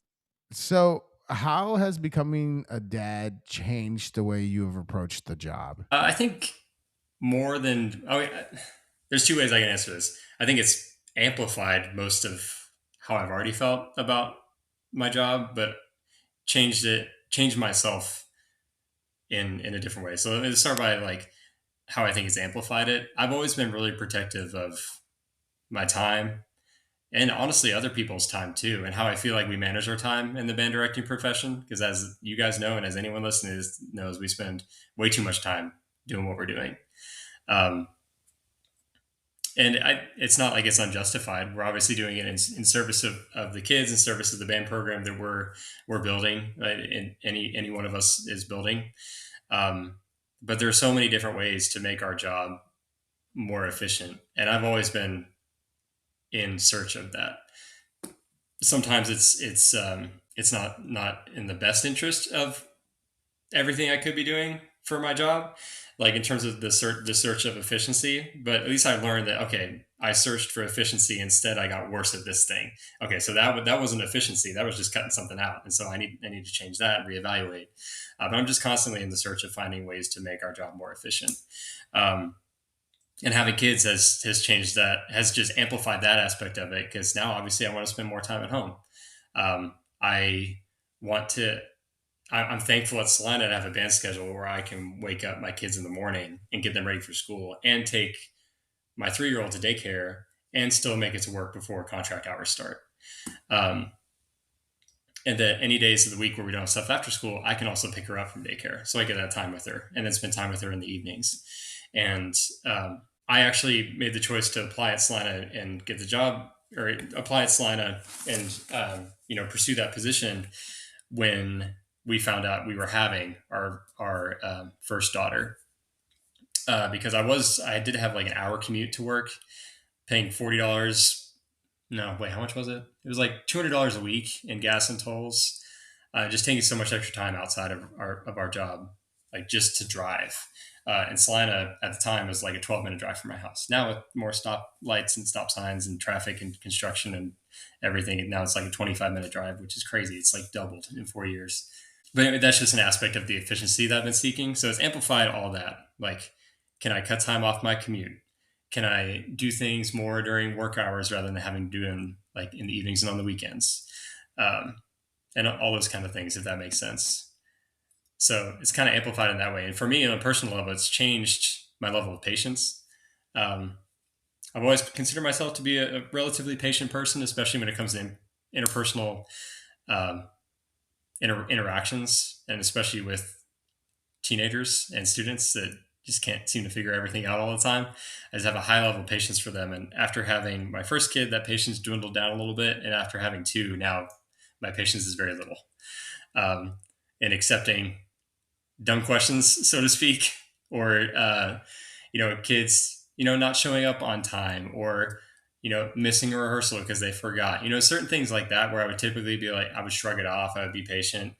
But now I just feel like I could be less patient, but in a good way, just more firm with those students, having a more clear reaction to when those types of things happen. Hopefully all this will make sense. Yeah, no, what you need to do is whenever you're getting into that mode, you need to pull out your proud dad hat and put it on, because you're like, I'm going to treat you like a child, you one of my kids right now, and I'm going to Yeah. get onto you the way I would my own kids. Okay, Mhm. so like, and I can relate to that because my son today made the decision to um hit another kid with his jacket. And when Jeez. yeah, and he's 5 and he's goofy and hamming it up Lacks and impulse control. yes. Um and when Alexa like asked him like why did he do that? And his response was what, Alexa? Because I wanted to. That was his response. And so like my tolerance for that kind of stuff is very low. Mhm. And but I'm very I will say that me becoming a dad, I become more of a softie than when I already was. I get rather weepy every now and then I think I've gotten more uh empathetic I to would say things. so. And Yeah. so and that's kind of the thing, but we You see, we've had the opposite effect. You've become more of a softie. I've established firmer boundaries well and it, become less patient. yeah, well, and like there are certain things that I like as a band director I have like hard lines about, but I'm also kind of a softie when it comes to certain things. But that's like a total like a totally valid reason to have like firmer boundaries because time is a commodity that you can't Yeah. Oh, definitely. replenish. And so like using that time effectively Yeah. is appropriate, and when that's encroached upon, I mean, I would get defensive about it Well, too. yeah. I mean, it's just Mm. like, well, like I have a rule. Like, I will respond to a kid's email up to 6 p.m. After 6 p.m., don't you dare email me. Don't Right. ask for tutorials. Don't do Or any of that kind email of and don't stuff. expect a response Yeah. immediately. Yeah. Like Yeah. your problem at that moment is not my problem at that moment. Hmm. So like we've been a lot better about the boundaries thing. But like, so Jonah had that issue, and I go, Jonah, you have two options. You can either get your a spanking, and he knew he was going to get a spanking. And I said, and I told him, I go, Jonah, I don't want to do this. Like, I don't want to give you, I do not want to discipline you this way. And we've done every single discipline with that child possible. Unfortunately, he has inherited his father's stubbornness. So like, this is on me. Yeah. It's true. Yeah. This is on me. Well, and today I was all like, you know what? I don't want to do this. And so he has a tablet that he uses. But I told him, I go, well, Jonah, like you have a decision. Like, do you want me to take your tablet away for X amount of days, like this many sleeps, or would you want a spanking? And I just put it on him. I was like, you get to choose which one you want. And he said spanking first because he He waited. really thought about He it. really thought about it. Like, you saw the wheels going. He was like spanking because he wanted the payout of the tablet. And then I was like, okay, that's your decision. Remember that. And then next thing I know, I'll give up the tablet. Like, I was like, oh, Hey, that sounds like a win to me. yeah. And like, we try not to do like there have been very few and far between times that we have to discipline our children that way. Hmm. But like, and everyone, some people might go like, I would never spank my baby. First of all, I'm not going to tell you how to raise your kids. Don't tell me how to raise mine. But like, I thought that was a very interesting opportunity for me to teach my son about decisions and how different decisions can come with different outcomes. And like Oh for yeah. him, like, this is like, okay, I'm going to lose. How am I going to lose? And Yeah, and you give them the freedom to choose too, which teaches them a level of independence that's, I think, really valuable for that age. Not that I have a kid that's that old, but we're already trying to teach things like that to our 3.5 year old. yeah, I mean, goodness, how many times have you been bit? Actually, I don't think I have. I don't think I have. Not everyone has biters, Oh Jose. my Yeah. goodness we gracious. we've just been You have blessed. 3 boys, right? We have 2 boys and a girl, Okay. How and old's your daughter? we have boy girl 5-year-old twins. So Okay, gotcha. Jonah and Eleanor are both 5, and then Joel is 1. Yeah, and the And bite Okay. and the biters are the boys. Joel is no, you're wrong. Well, Eleanor used to get in trouble for They're all biting. 3 biters, I guess I should say. Eleanor got suspended from school from biting. Like, they asked her to No. leave when she was how old was she? She Yep. was very young. But she doesn't bite anymore. No, she doesn't, but Jonah still does when he gets, like Excited. yeah, but Joel bit me today so hard that it, like, broke the skin on my Well, finger. why are you putting your I finger in his didn't. mouth? He just, like Are you sure? yes. He's got some chompers in his mouth. For being so young, like, those things they're sharp. Do some damage, huh? Well, there's no regulator too. No. They won't hold back. He bites down as hard as he can. Yeah. It's like, why did you do that to me? Yeah, like real talk. I was laying on the couch, and my dogs are out. My feet, Your dog. my dogs. Not even our actual dogs. And Joel came around the corner, and he sure did bite Oh, my big yeah. toe. Like, he got Yeah. a hold of that thing. I was like, "What It's are like- you doing, son?" I guess that's just that's how they explore or whatever. But it's like, why? Yeah. Why are we doing Yeah, this? I guess it's like the equivalent. Like, I hate to make this comparison, but that puppy, a Yeah, puppy goes puppies to do that too. They mouth things. Mhm. yeah, Waffles used to do Yeah. that all the time. yeah. Now, I'm thankful at least our firstborn is not a biter. But my level of curiosity was like, maybe you see it more in the boys, but I I guess don't you guys have know. seen it equally. No, not equally. I forgot that Jonah still bites. Eleanor does not bite. No, But I don't know that. Different journeys, different journeys. they grow out of it. Yeah. Well, let me tell you, like, if you think the second child's going to be like the first child, not going to happen. That's what everyone always tells us. Yeah. And right now we just have a little potato, so we don't know yet. I know. I miss the potato stage.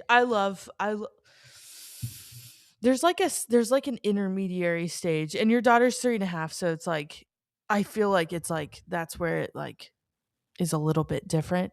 But from potato stage, like birth to potato stage, great. Like 13 months old to I don't know, 3? Crazy. That's how my kids are at least. They're like nuts. And Oh, they, Joel is in that stage right now. He's just like crazy. He's a crazy person. we hear that all the time with like the terrible twos, and there's the term three knitcher. We Yeah. just like I think we just completely we breezed through the terrible twos. That it wasn't terrible at all. Like, or we would almost kind of brag. We would try to prevent ourselves from bragging, but from time to time we would say like Emerson. Emerson isn't like she's not a picky eater. She's slept through the night since she was 2 months old. Like she enjoys her naps. She doesn't really fight them. And then like around the time she was turning 3, she just started having more random tantrums. Mhm. But January this year, she moved up rooms in daycare. Our second daughter was born. Jessica, being 9 months pregnant, couldn't really do anything physical with Emerson anymore, like roughhousing, picking her up. I mean, even picking her up. Then we were in the hospital for a week. She had to spend all this time with grandma and grandpa. Then we were iced out for a week with all the snow and ice that came in through North Texas. So anyway, like 15 different changes happened in January, and suddenly she dropped her nap. She started having tantrums like all day, every day, and it's just like became a loose cannon, like very unpredictable. We're like, that was like, not to get too emotional, but that was really hard for us to grapple with. Like our patient, like agreeable, loves everything daughter is now just screaming at us. Like we didn't know how to handle it. Um, but she has since leveled out, and we acknowledged after the fact, like everything I said, she went through like 15 different changes over the course of 2 weeks. That was really challenging, but it was like smooth sailing until January of this year, Yeah, pretty much. she That's a became, lot of change at yeah, one time. yeah, she became Yeah. Jack from The Incredibles. Yeah. And our Yeah, kids that's not the first time I've heard that analogy. yeah.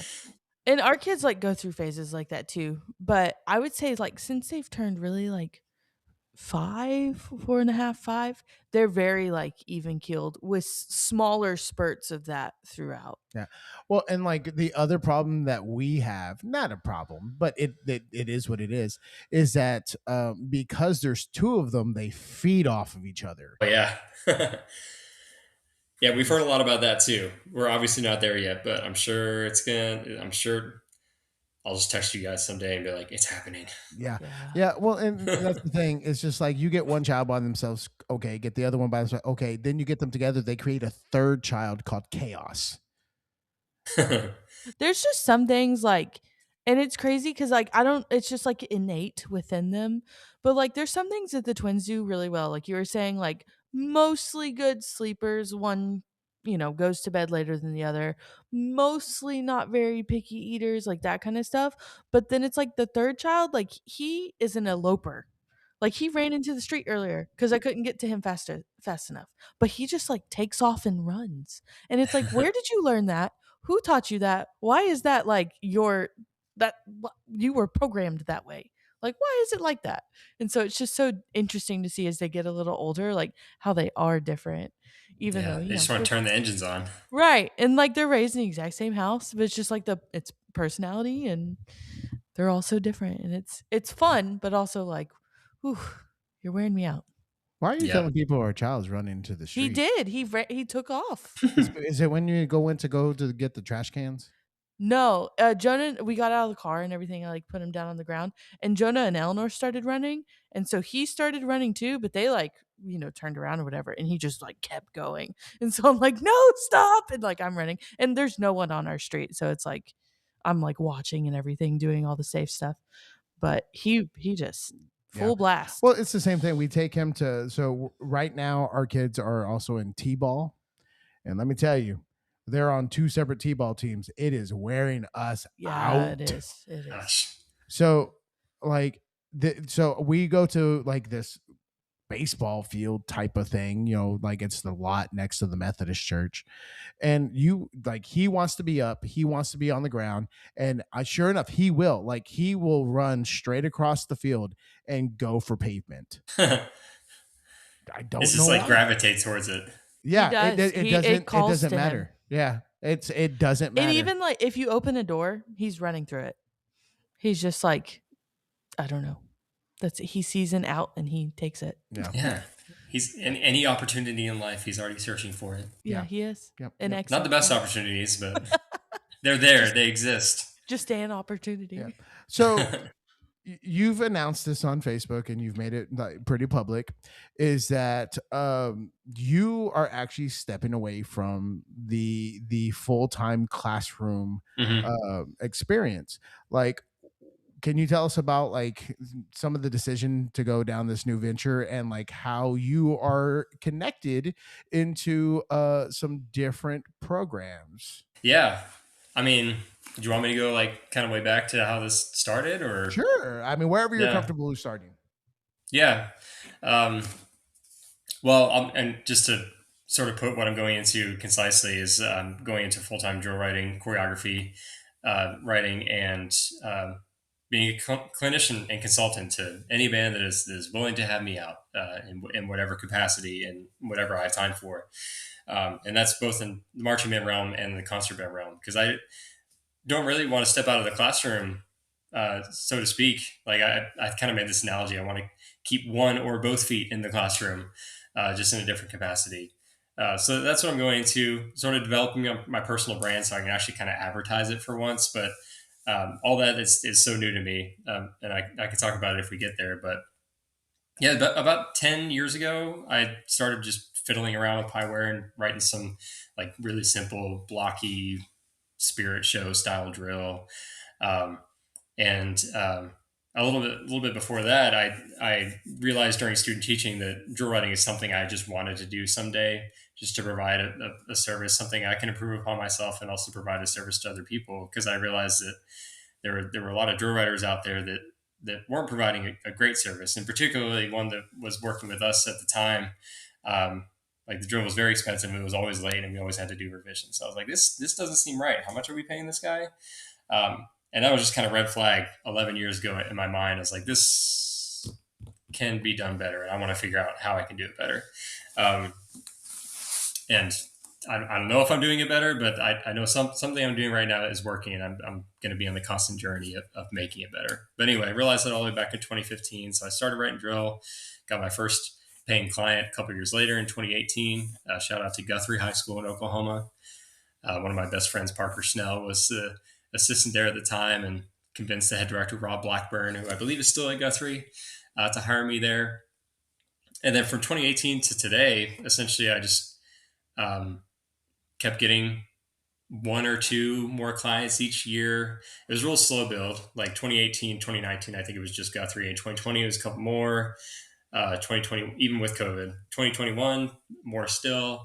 Kind of culminated to this past year. I was connected with 13 different programs, all for drill, but some also had choreography combined with it. And also a couple different show coordinators. I wrote a show where Reed Atkinson was the coordinator, Jerry Miller on another one, and Zach Santos for several more. And then the rest were just bands I'd worked with over the years that either didn't have a show coordinator or I was already just working with them.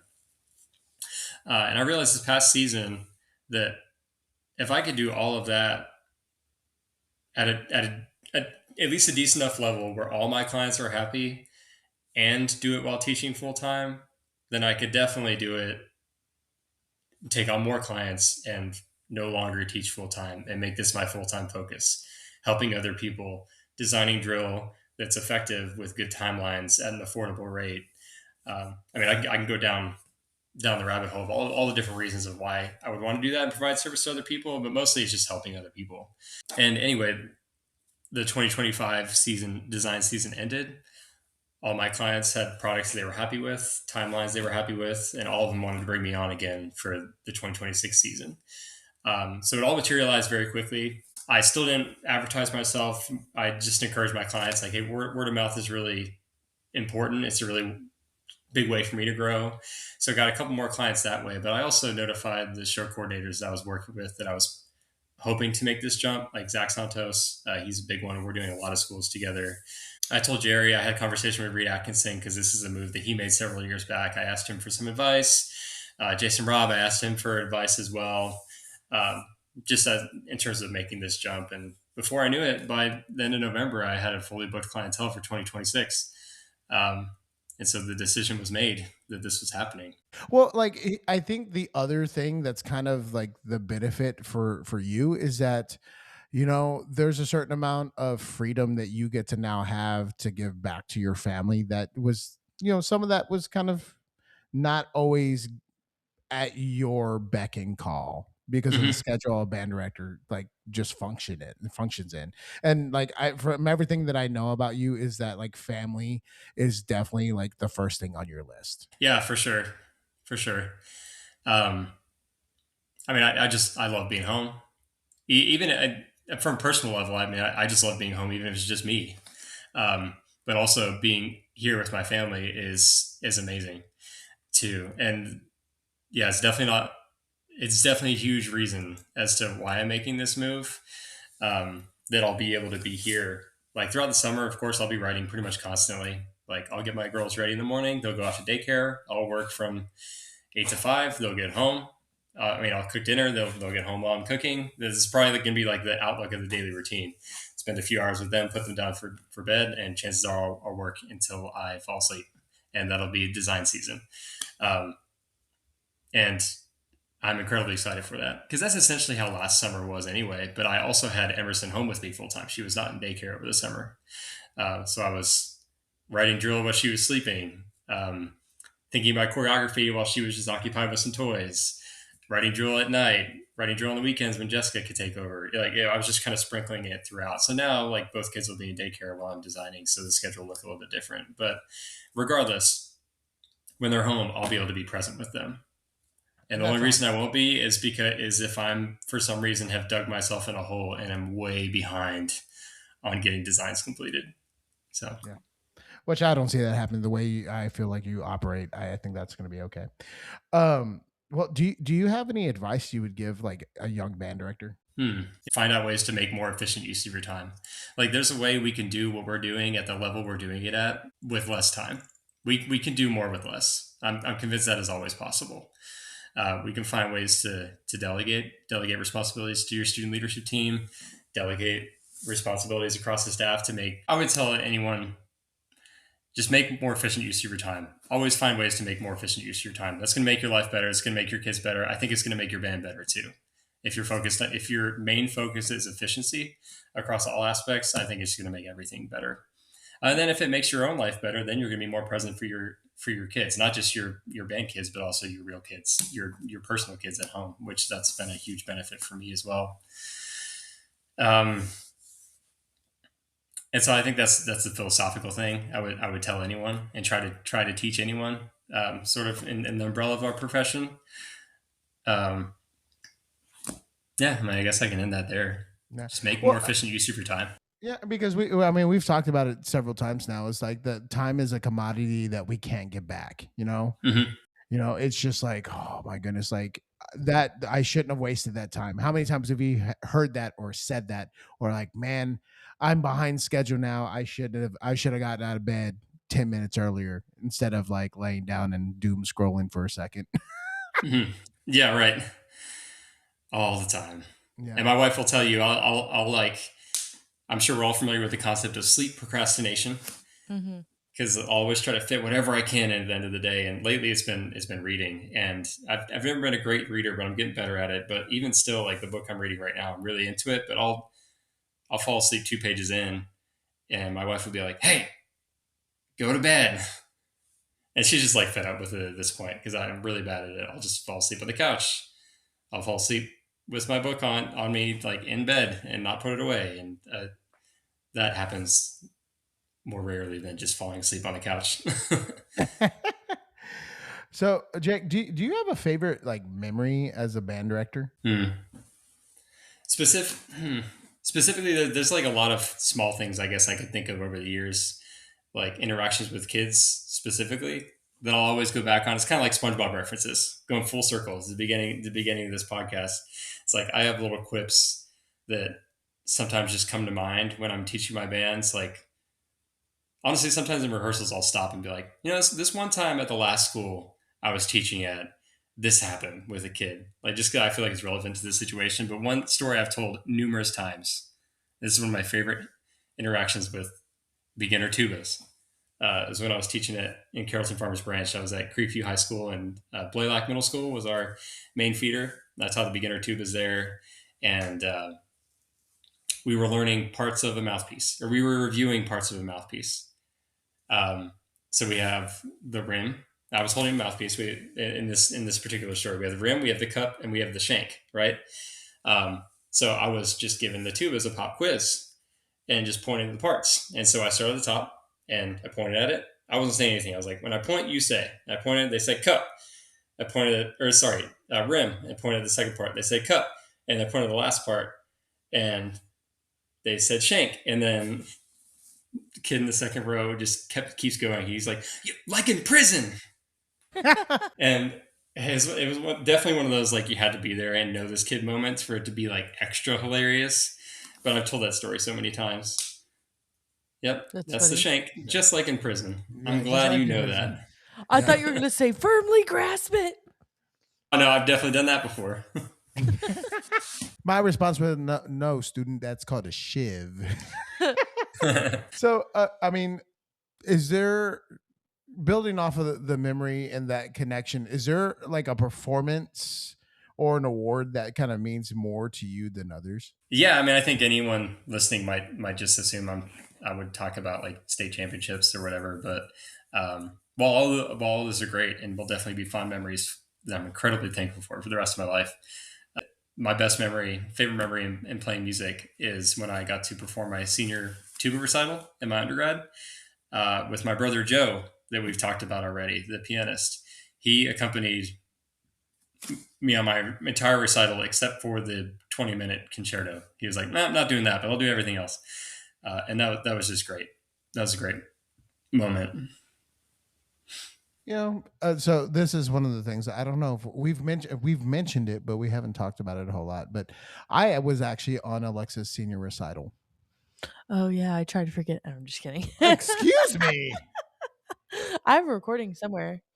I wish we had a video of it, but I just have like an audio file. We played a piece called Maruba. It's marimba and tuba. Maruba. See, There that's you what I go. was talking about with percussion music and jazz music. It's either like or it's like clapping music. Yeah. Maruba. It's just the two instruments put together.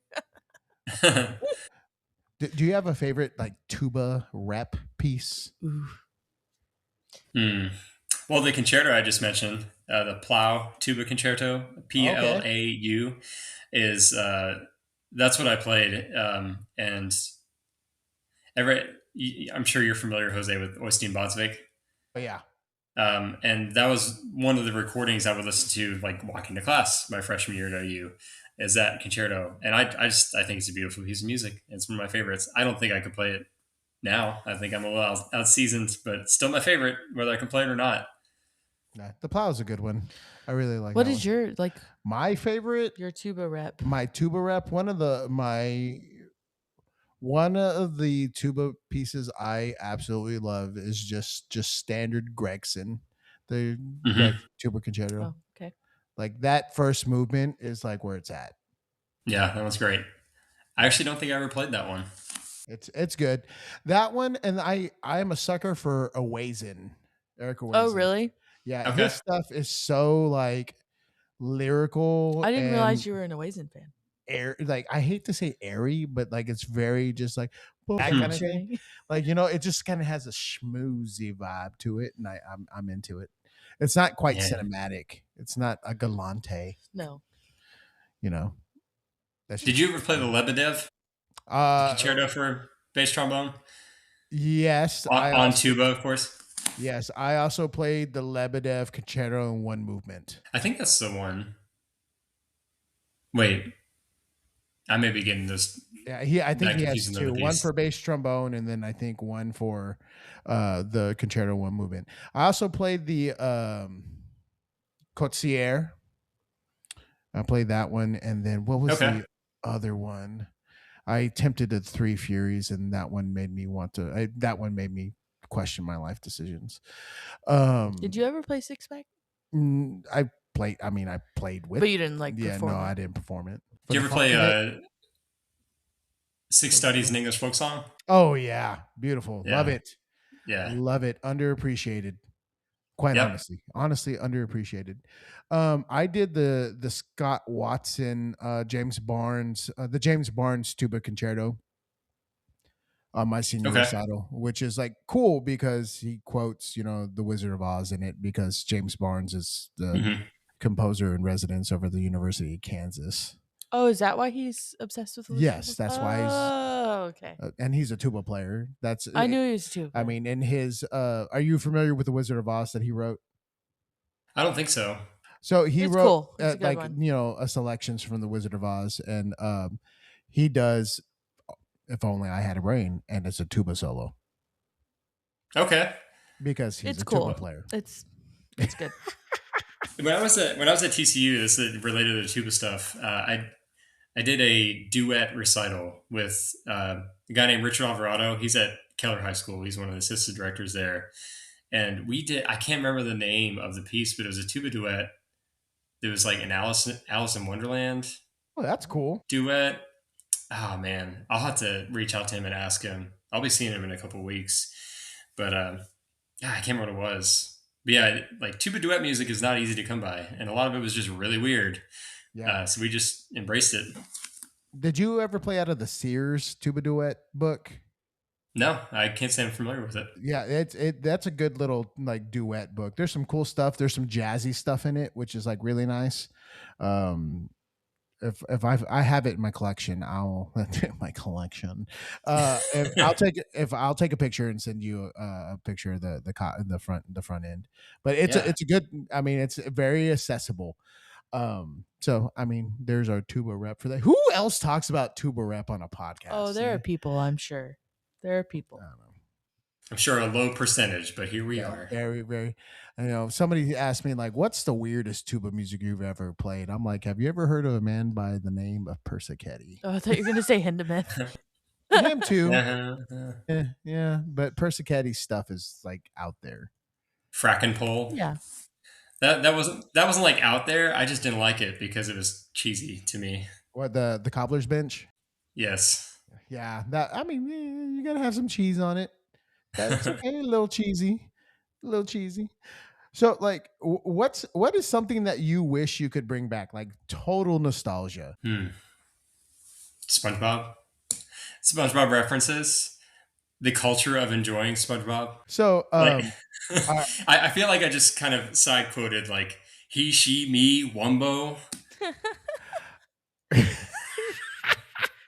So actually, like our Band Booster president makes shirts, and one of the shirts that she made was a SpongeBob shirt that said "One band rehearsal later." That was a good one.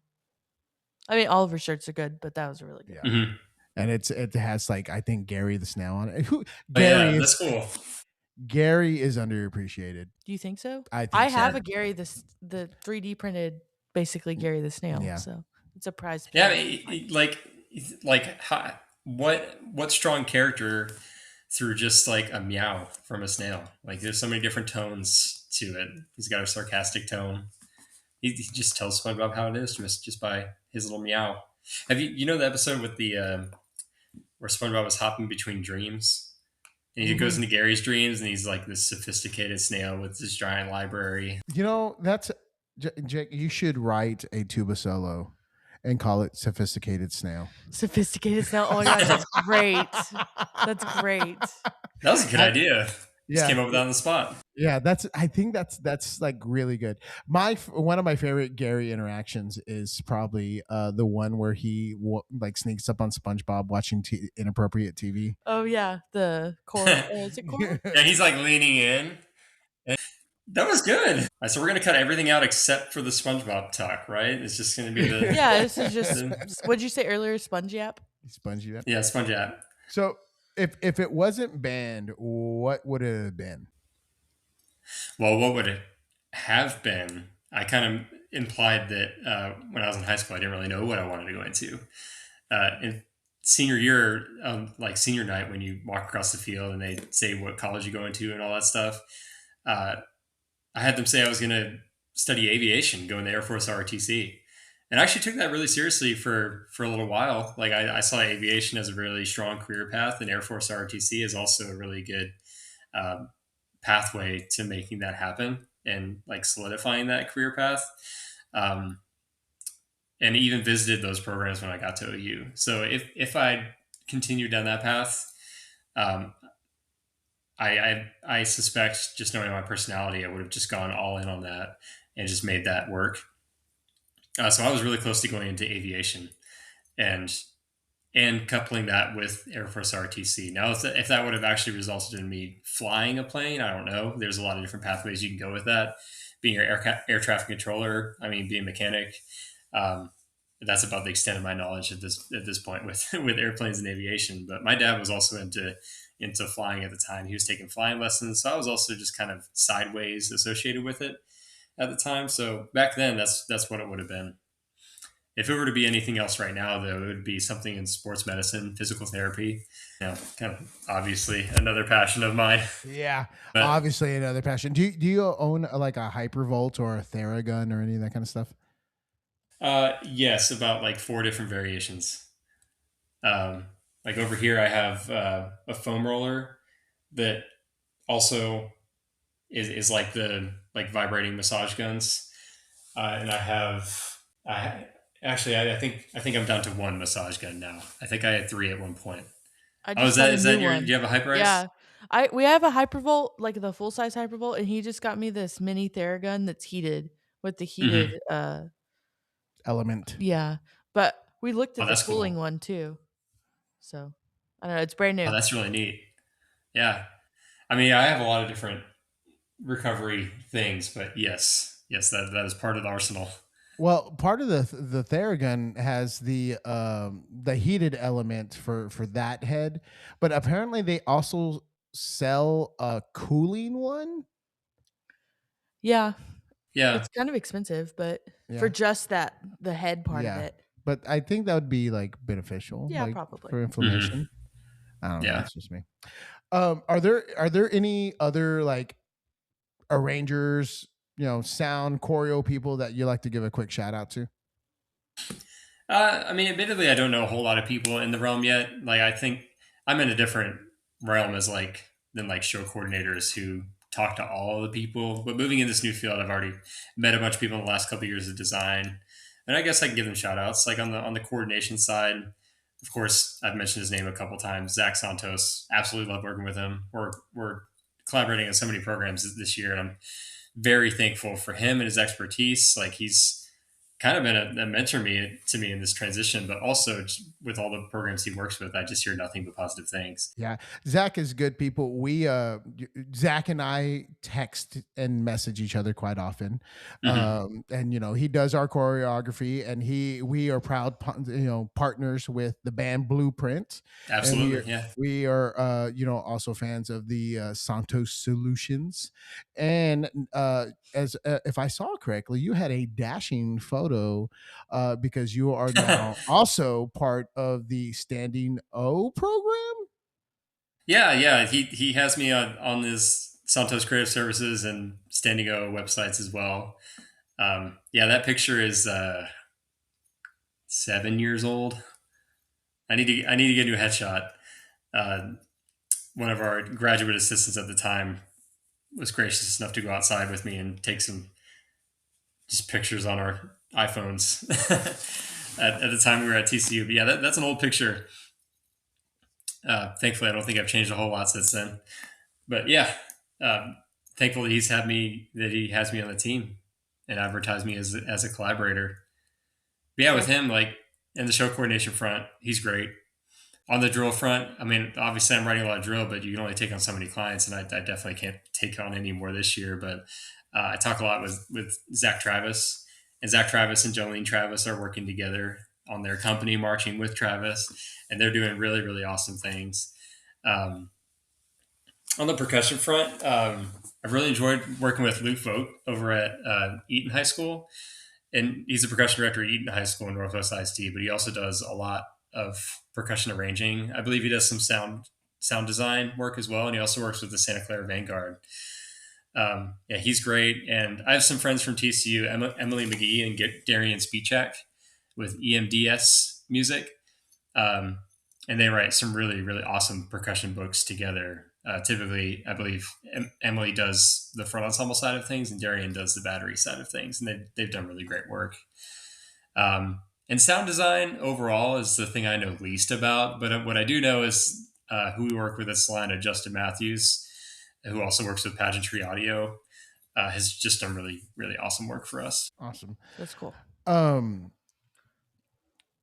who are some people that have probably helped guide you the most on like your journey into like, I mean, like through the band directing thing, and then also like going into this next phase of your life? Yeah, well, I mean, just in general, like music people throughout my life that have influenced me. I could start with my piano teacher of 10 years, Audrey Jordan.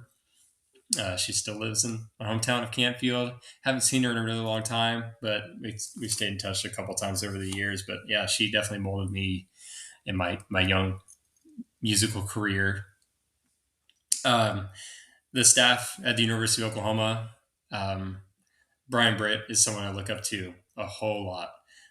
Still to this day, anytime I see him teach, I'm just incredibly impressed with his level of patience and his relatability, and just like his flow on the podium and in front of anyone. Honestly, it just his poise as a person is just super admirable to me. But like him, not just him, but like anyone else that I've worked with while I was at the University of Oklahoma. I mean, Dr. Wolf, Dr. Trafficani, um, Dr. Wakefield was the director of bands at the time when I was there. Dr. Michael Hancock, who's now the director of bands at the University of Miami. Um, all those guys, and I'm sure there's people I'm leaving off, like the graduate students at the time. Eric Shannon, who's now back at OU, played a huge role and honestly telling me how it is when I needed to hear it the most. Um, all those people at OU like were just super great in my early development when I got into college. And then, of course, the TCU staff, Bobby Francis, Matthew Garrett, Brian Youngblood, those are the three band directors there at the time. Um, like none of these people I'm saying have been like a structured mentor, like someone I go to frequently for extended periods of time for advice, but all of them have played a pivotal role in just how I approach teaching and my development over the years. But also, I mean, head directors I've worked with, Justin Wood, Arturo Dennis, John Weddle. I look up to all of them and just like the different things that I've watched them do while working with all three of them at the three different schools I've been at. And the things I've learned from them is super valuable. But I mean, also just my close friends and people that I know who are in the field I'm getting ready to go into, like Zach, who I mentioned. And I really appreciate Reed Atkinson and Jason Robb for taking the time to talk to me about what it's like to go in this field, especially as a guy who's just about to just dive into it, like go out of teaching, go into this. And then some of my best friends who I talk to all the time about band. Logan Stalka, he's the director of bands at Reedy High School in Frisco. I talk to him all the time about band stuff and lots of advice over the years. He's been super helpful to me. And of course, my triathlon band friends, got to give them a shout out. Chris Black and Hunter Purvine, just always being a good duo of guys to go seek advice and vent to when needed. Chris Black. Why do I know that name? I don't know. He's taught in Plano for the last 8-ish years. Trying to think how else you might know him. Maybe like you judged with him or something. Maybe it's because like one of my college friends, his last name is Black. Maybe so. It just sounds familiar. Yeah. Probably a pretty common name. Yeah. Huh. Because I know she's done some triathlons and maybe some Michelle? marathons. Michelle. Oh, I don't know. So, well, Jake, do you have a guilty pleasure TV show? Oh man, I kind of mentioned earlier I haven't watched TV in a while, but when I did or when I do, it's I don't know if it's guilty pleasure because I'm totally fine just talking about it in the open, but like reality style competition shows, but not the ones that are like overly theatrical where people are very obviously getting overly emotional. But I've watched both seasons of Beast Games. I feel like I could receive a lot of judgment on that, making a guilty pleasure show, but I thoroughly enjoyed both seasons. And gosh, any other show I can think of is like of the Korean and Japanese variety, both reality and fiction. I mean, I was a big fan of Squid Game. Alice in Borderland, love that show. But then also the real ones. There's a Korean series called Physical 100 that Oh, I I really love enjoy. that one. Yeah, Physical 100 is awesome. That show's crazy. I really like that show. Have you watched The Devil's Plan? No. You got to watch that. It's another. I believe it's also Korean. I think the only Japanese one I've listed so far is Alice in Borderland, but I could be totally off on that. But Devil's Plan is really really good. That's not a physical based one.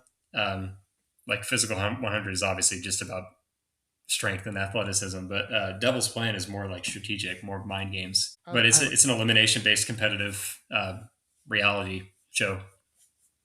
I like that kind of stuff. I was never into like Big Brother or any of that kind of stuff. That stuff is like meh. I thought you were gonna say SpongeBob. To be honest with you, Yeah, I mean that's not guilty pleasure for him. Yeah. That's No, just again, yeah, and that's not. I mean, I haven't regularly watched SpongeBob in a really long time. It's just something that's part of my DNA. I feel like that's SpongeBob DNA. But all those shows I just really enjoy. Now I'm trying to think. Is there a show I could refer to as like a guilty show that I wouldn't regularly say like I watched this? I'm sure I'll come up with something. Nothing's coming to mind right now. It's so here's one of the things I stopped doing this a while ago, and I'm sad that I did. But we used to do in the bandstands the SpongeBob Bring It Around Town. Oh, and that's that fun. whole entire sequence. That's we cool. used to do that sequence in the bandstands. You know, stomp your left foot and don't forget it. Yeah, We should do that. That whole entire sequence, like we used to do in the bandstands. All right, so that's going to be something you teach your band at the first football game next year, right? Yes. Well, when I was at Wortham, so like a little small 2A school at Wortham, we had a tradition that during the fourth quarter, and I don't know how it got started, but during the fourth quarter of every single football game, the band would start singing the theme song to the Fresh Prince of Bel-Air. Oh, I remember that. So okay, and it was a thing, and the kids would just go nuts, and like I encouraged it. It started happening one time because I was like, I started humming it, or I can't remember how it got started, but it was something of that. Me and another student were talking about the Fresh Prince of Bel-Air because I had gotten onto a stint of watching it because Hulu started becoming a thing. And he goes, "Oh, I love Fresh Prince," and he started singing it, and then the rest of the band started singing it. I'm like, how do you all know the words to the Fresh Prince? And it just became something the homestand started expecting and loving by the end of the football season, and it was a whole entire thing. It was great. Highly recommend. I love that. I mean, that's what I think. That's what puts a signature on a program. And what you do is just like we're not just doing band; we're doing it our way. Yeah, it was. That was your way. Yeah, it was just like real goofy things like that. Those were good times. Well, Jake, I got some quick fire questions for you because I know we're starting to burn the midnight oil. So, okay. So quick fire questions. If you've listened to the pod, you know some of them that are coming. And if you have not gotten to the end of some of the pods, which, you know, a lot of people haven't. Surprise. Then yes. Like who was it? Kim?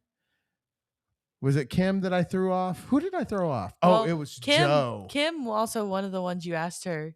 You asked and then she said, pass. No, it was Joe. It was Joe Walker.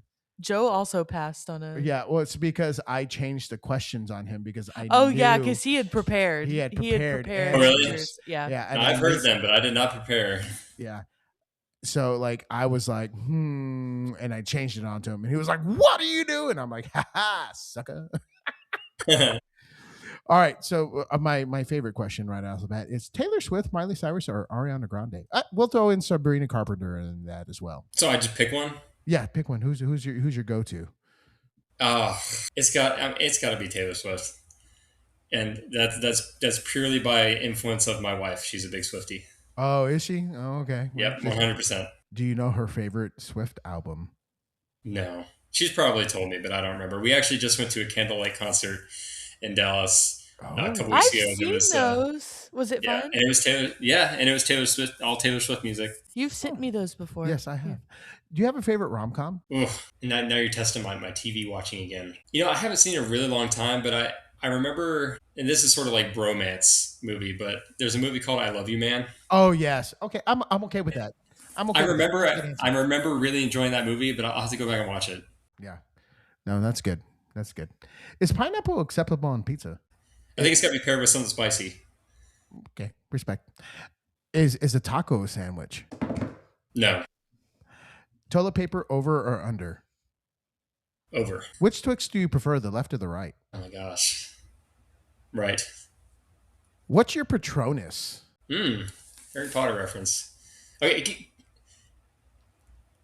I'm gonna get like exiled, canceled for asking this, but can you clear before I answer this? Can you be clear with me what exactly the Patronus is and what the purpose is? Because I know like it's like an Yeah, animal, right? yeah. So your Patronus is what like protects you from the Dementors, which is like the reference to like depression and anxiety, and it's like a physical manifestation of like Mm. happiness and joy. To fight the Dementus. Yeah, the Dementors. You just make an office reference. The worst part about prison. Yes. Prison Mike. Oh man. Anytime. Sorry, this is a sidebar, but important. Anytime you guys ever played Jackbox games? Yes. Anytime we play those games and we have to input a name, I'm always Prison Mike. That's funny. That's my go-to. Prison Mike. Okay, Dementor. I mean, not Dementor. Patronus to fight the Dementors. I mean, I think I would just say my own dog, my boy Kenji. And it's kind of funny because anyone who knows Kenji, he's kind of an anxious dog. And if it's fighting off depression and anxiety, he would absorb it probably. But I love that little man. You know, we love a good dog. Sousa, King, or Fillmore? Probably King. I like King stuff. I really do. Do you have a favorite stand tune? I have heard this question before than your podcast, and I think my go-to answer is Soulfinger. As a tuba player, it just has a nice, repetitive, and somewhat complex tuba riff that kind of just gives the tuba some love.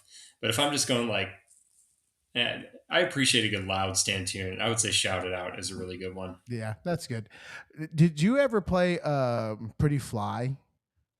Yes, Man, and that has a tuba rip in it.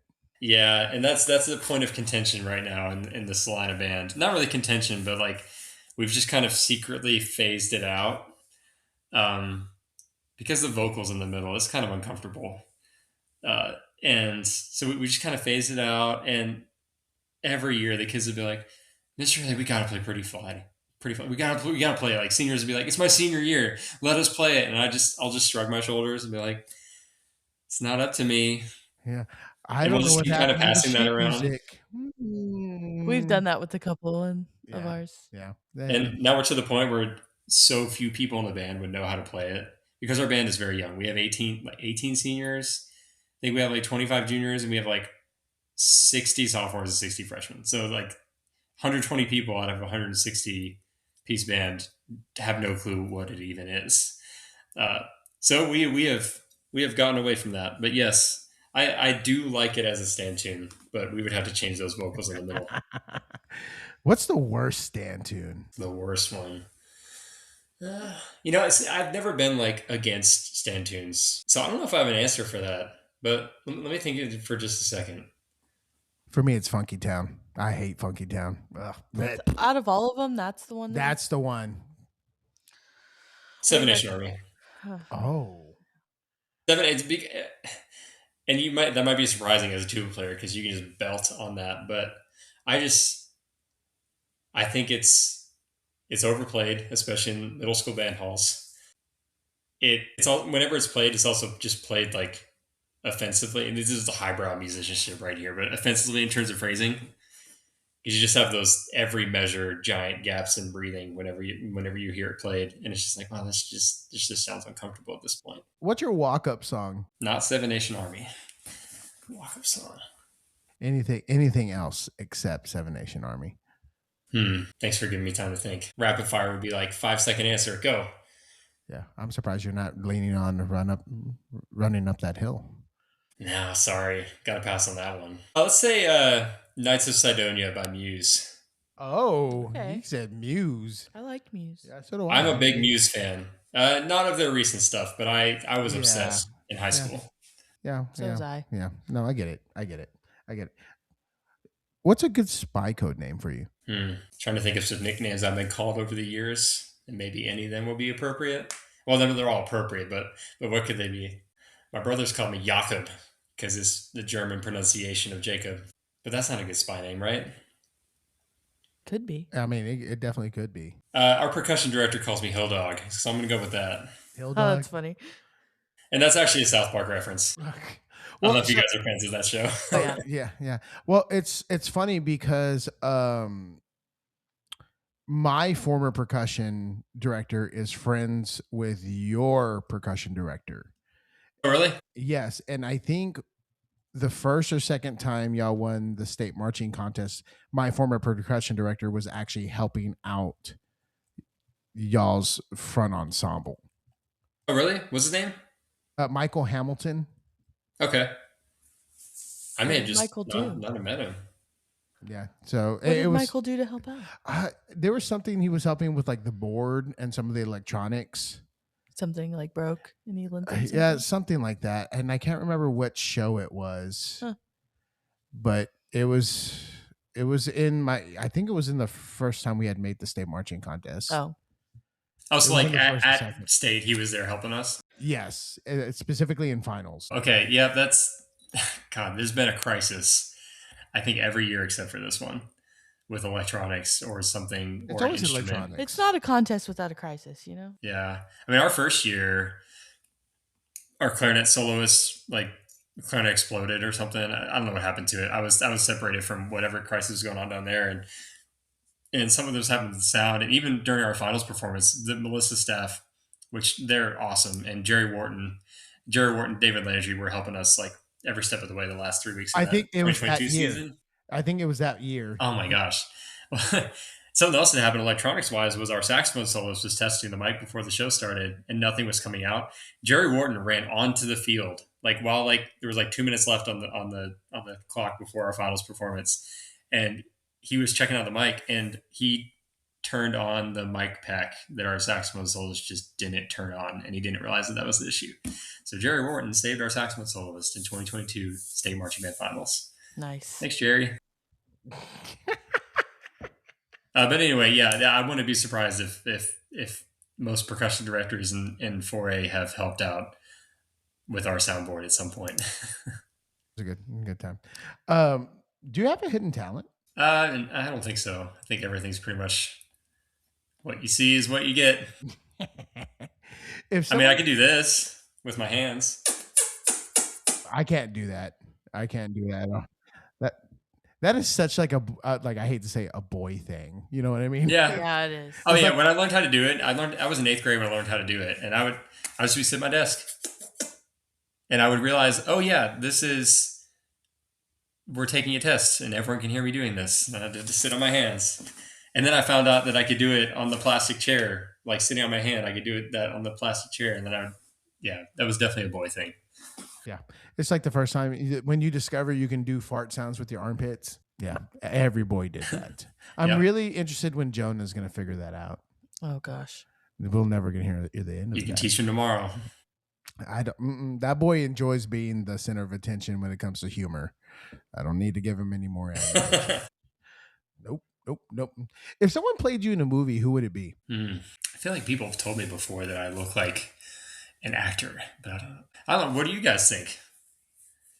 I think you're more well versed in pop culture than I am. Do you have any first impressions? I don't know about that.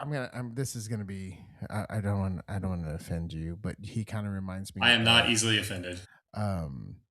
He's in the later seasons of The Office. Robert California? No, he wears a brown suit. He's tall, skinny. Gabe? Is it Gabe? Gabe? Okay, that might be a little bit offensive. I know, I'm offended too, Jose. Jose doesn't watch The Office, so like, let's not take anything he says. There's for... certain parts of The Office I enjoy, and other parts. Yeah, Gabe. Sorry. No, it's okay. Jose. I don't know Gabe's character. I never went that far. He's like The Office Tattletale almost. Okay, it's between him and the guy who plays Hangman in Top Gun Maverick. Hangman. I Is he the one that? Which one is Hangman? Glenn Powell. Oh, good for you. Okay, yeah. Is that the actor's name? Yeah, Glenn Powell. Okay. Yeah. Okay. Look. I can see it. Yeah, man. That's better than Gabe. Thank you. Yeah. That's that very is better dashing. than Gabe, Jose. Very dashing. Very dashing. Okay, I'll give you Glenn Powell. Gabe is just like, again, I'd not be offended by any of your choice, but Gabe is except that one. I mean, I'll admit I'm not the most. I can be rather dry at times, but Gabe is the driest of dry, miserably dry, miserable character. Like I said, I haven't gotten that far in. And again, I'm not taking it personally. When they come over to watch what are they watching? Like the Oscars or something? I don't even know. But they are like making pizza, and it's when Gabe and Aaron are dating. That episode is like, oh my gosh. Is it cringe? Oh, that's unhinged. Not as cringe as Scott's Tots. That is a different level. I've watched Scott's Tots, and I'm just like, unfortunate. What is it that he gets like really upset about? Like he's like, stop talking about. What does he say? Well, they like didn't DVR whatever it was that they were watching, and then it ends, and then they get. I don't know. I don't remember. I know what you're talking about though. He's just. We just gotta watch it, Jose. We gotta get a Peacock subscription. Okay. The Office is something I used to have on the background, especially after like 3 full watches through of it. Then it just became the background show. Stop and appreciate those little moments along the way. And it's a good one. Yep. Coffee or tea? Tea. Oh. I don't drink coffee. Oh. I barely drink tea, so. Oh. Sweet or savory?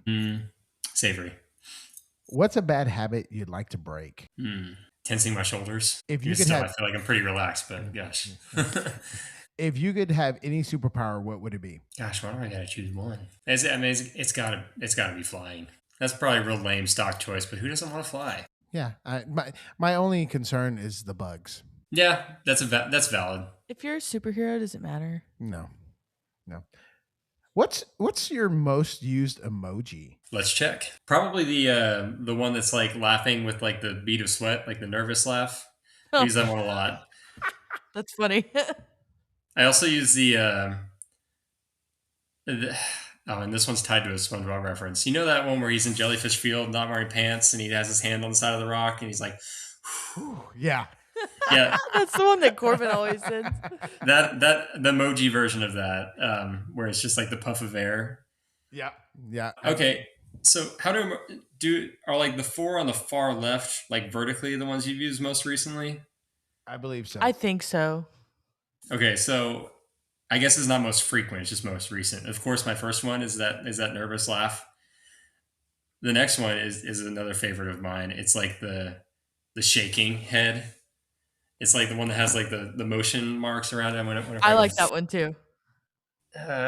This one right here, you probably can't see it. It looks a little blurry. Oh, I can see it. No, I know exactly which one. And the one right below that is the standard surprised face, like the one that just the circle mouth and the eyes with no eyebrows. Yeah, any sort of like strong or anxious reaction emoji is kind of what I gravitate towards. That's funny. Do you know what I actually like have been using a whole lot recently? What's that? The salute one. I like that. Yep, I love that one too. Yeah, and the way your face is on the screen right now is the halfway. It was like right divided. Oh, yeah, that's perfect. It's good. It's good. Do you have a favorite season? Summer. Yeah, I mean I don't mind the heat. I think that's what the next question people would ask me is. But gosh, I love the long days. I love being outside. I like the summer. If you could invent a holiday, what would you celebrate? Anything comes to mind. I'm like, is that a holiday? Yeah. Like is Dog's Day a holiday? Oh yeah. Because I That's feel like, good. especially after having 2 kids, like my dog needs a holiday. He needs a reason for us to celebrate him. All the belly But rubs. that boy is a trooper. He's dealt with our lack of attention the last 3 years. I, I don't know about your dog, but does your dog get like a snaggle tooth whenever they like you give him bellies and he like rolls over and No, he gets like he's yeah, I forgot. I wanted to show a picture, but he's a mutt of husky, Akita, border collie, or Staffordshire terriers. He's kind of got like tight skin. So whenever he looks up, like that you said snaggletooth, whenever he looks up, we give him chin scratches. Like his skin will kind of pull down on his lower jaw, and you'll just like see his front teeth, just like his buck teeth kind of sticking out. It's really cute. That just made me think of Men in Black when she's like, Edgar, your skin is hanging off your bones. And he's like, oh, and he pulls yeah, his. like Yeah. That's what that made me think Now you want to talk about a theme song that like really encompassed that movie. They don't do that anymore. Like of. Men in songs. Black. Yeah. Yeah. It's because it's like Will Smith. And I was like, Well, he also did like the Wild Wild West. yeah. You know what? Talk about back. You asked earlier something to bring back. That sounds like a great thing to bring back. Men in Black. No, the theme songs associated with Oh, movies. yeah. The last Mr. Parker, that's what he said too. Yeah. He said theme songs. Yeah. Theme songs and jingles. What was one of the but Will Smith is also like really notorious for doing that. Like what's one of his other like Miami is one of his like Oh, yeah. okay I thought you were going to say, what Yeah. else is he notorious for? Yeah. And I was going to say, well, slapping. Yeah. But like Men in Black, Wild Wild West, Miami, Fresh Prince. yeah, very very like very specific. Like this is where I'm going, or this is the thing. Getting jiggy with it. Na, na, Mhm. na, na, na. Oh, I miss that time of music. Yeah, me too. So, do you have a favorite ice cream flavor? I'm I'm just really good with chocolate. Sorry, stumbling now. But there's a specific one. There's Haagen Dazs. I think it's called like double Belgian chocolate chunk or something like that. I always forget the name because it's just like a redundant title. But that chocolate is so good. Yeah, the word I would use is decadent. Ooh, Yes. decadent. Do you guys have Andes where you are? Andes frozen custard? Big fan of Andes too. Well, we Waco has a place called Katie's Custard that's pretty popular, but apparently the place that everyone needs to go if you're ever in Austin is Scoop and Score. Scoop and Score. It's across from Vista Ridge. Vista Ridge, yeah. Okay. Like Is everyone that like a themed place? Sounds like basketball. It's like sports or themed, but football.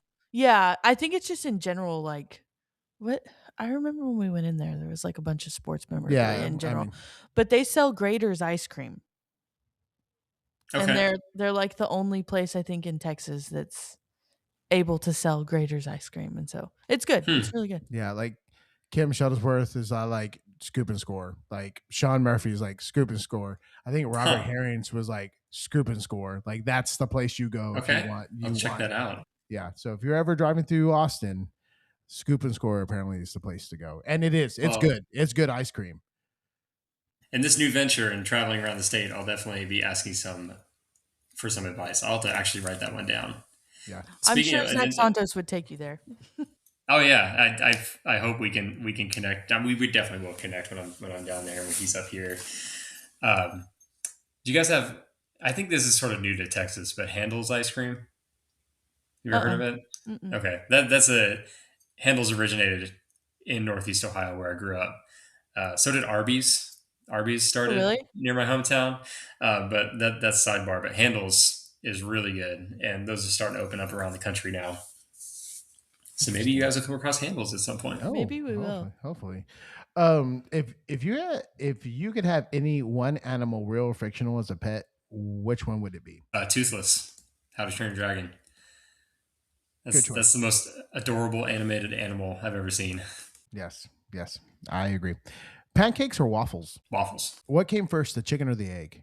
Well, gosh, we're gonna get like evolution and creationism. And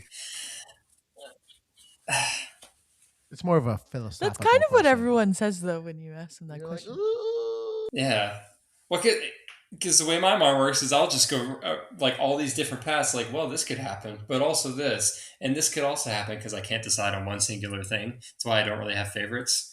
I'm just going to go ahead and say the chicken, but not the modern day version of what we know as the chicken. What did I say today? Oh, I was talking to some of our kids, and I said something about cinnamon being like the bark of a tree. And the kids were like, "What?" I'm like, "Yeah, cinnamon's like technically tree bark. It's Yeah. tree bark." And they're like, "I didn't know that." I'm like, "Guys, read a book. Read a book."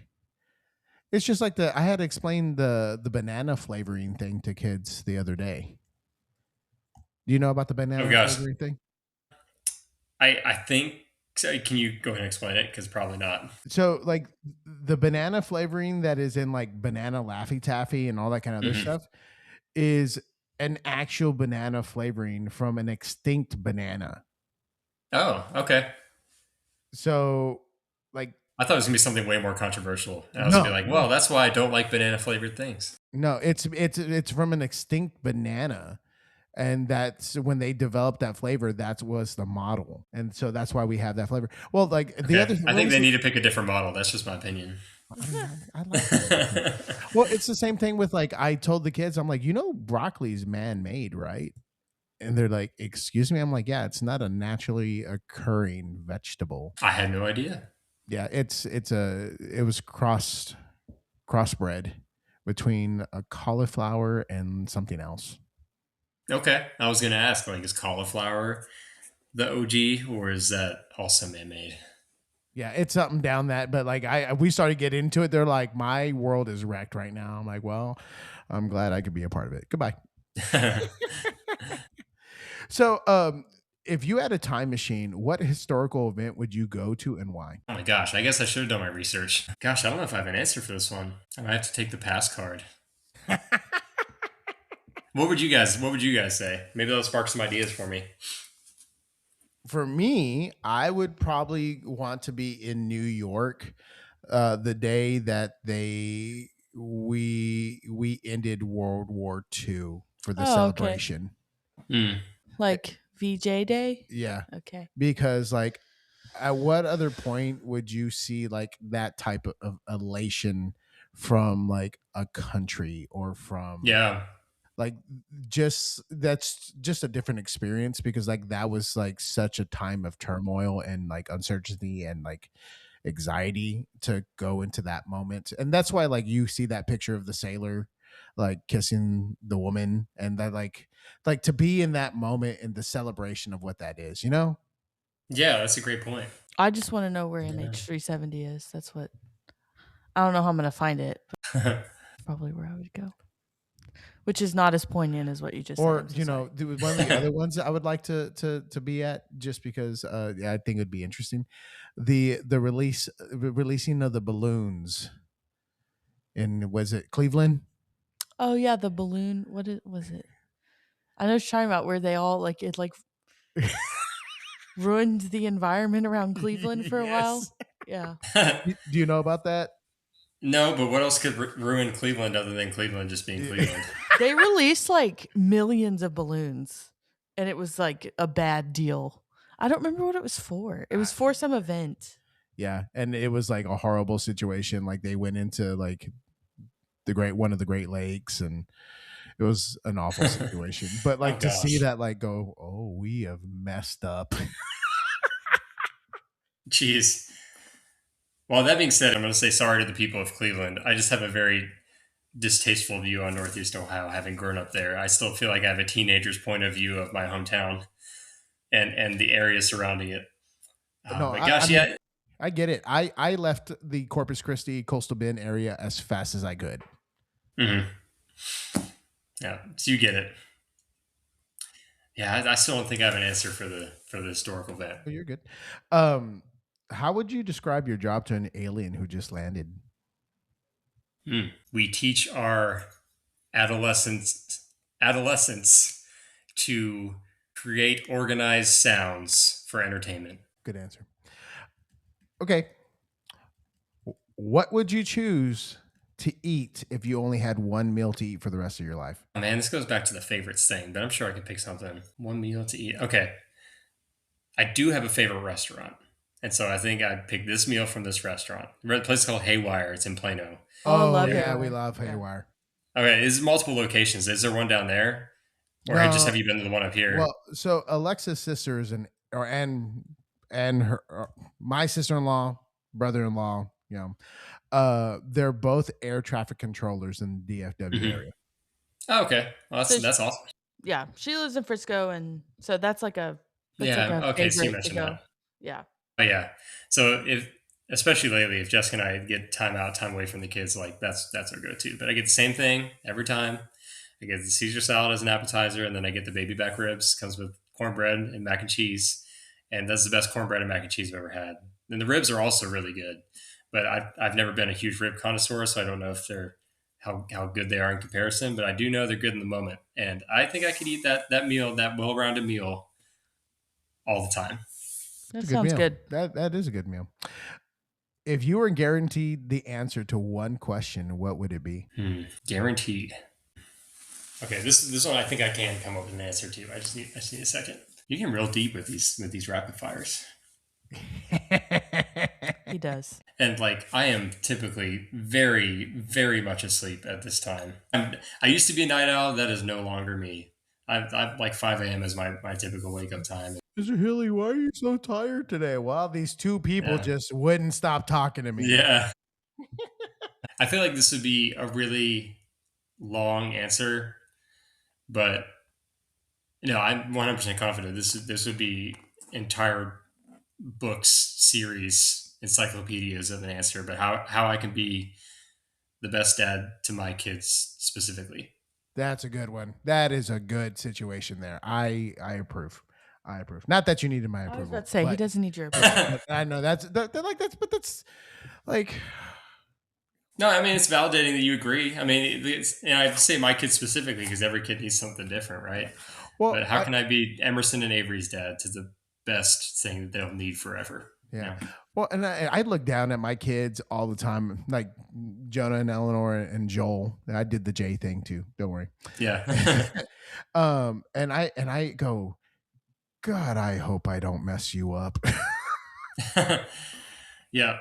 Oh my gosh. I'm in a constant state of like, this is going really well. And oh my gosh, I'm a terrible father, like on a daily basis. Yeah. I feel that like the amount of anxiety or the amount of, and we've talked about this on the pod too, with like Alexa and the mother guilt that, that happens. Oh yeah. And it's the same thing for me. Like there's a large amount of father guilt that I carry with me because like I sacrifice one thing for another. And unfortunately, sometimes it's my family, and trying to build that balance between the two is hard. Yeah. Okay. But you're trying and you acknowledge it. Yeah. Oh man, it gets real ugly sometimes. All right, I got one more quick fire question, and then I will get to the last question of the pod, gently. Okay, so here's the next one. So we're gonna play Aladdin's rules. You can't. You're gonna get 3 wishes. You can't bring somebody back from the dead. You can't ask for more wishes, and you can't make somebody fall in love. What are your 3 wishes? The first is financial freedom. I wish for just it doesn't have to be like a certain amount of money. It's just like I don't want to have to worry about it anymore. I don't have to worry about it. Everything's covered. Let's just say that. Anything we could ever want, desire, need is covered. Financial freedom. That's the first one. I have 3 wishes. Mm-hmm. Okay.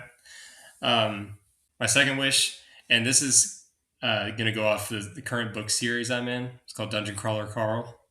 Highly recommend. They achieved this thing where they can sleep 2 hours every night and they're perfectly well rested. That's what I would do. I would wish for a bed or device where I only have to sleep 2 hours each day and I'm completely rested for the next 22 hours. That's wish number 2. Maximize the hours out of the day and actually get a good night's sleep for once. You guys know how it is. Oh yeah. And wish number 3. What can I not wish for again? Bring somebody back from the dead. Mm. More wishes, and making somebody fall in love. Ooh. So financial freedom, sleeping 2 hours. I have a lot of options in my head for this last one. I would say being the ability to not necessarily time travel, but being able to rewind to any moment in my own personal life, just to either witness it again or witness it or be a part of it again. And just moments, not going back to relive things and change things along the way and start over from a different point, but to be able to go and just re-witness, kind of like going back in pictures on your phone, but more in depth, a Yeah, more tangible experience. that'd also be a cool superpower. So, all right. So my final question of the pod. Okay, is there a Dairy Queen in your hometown?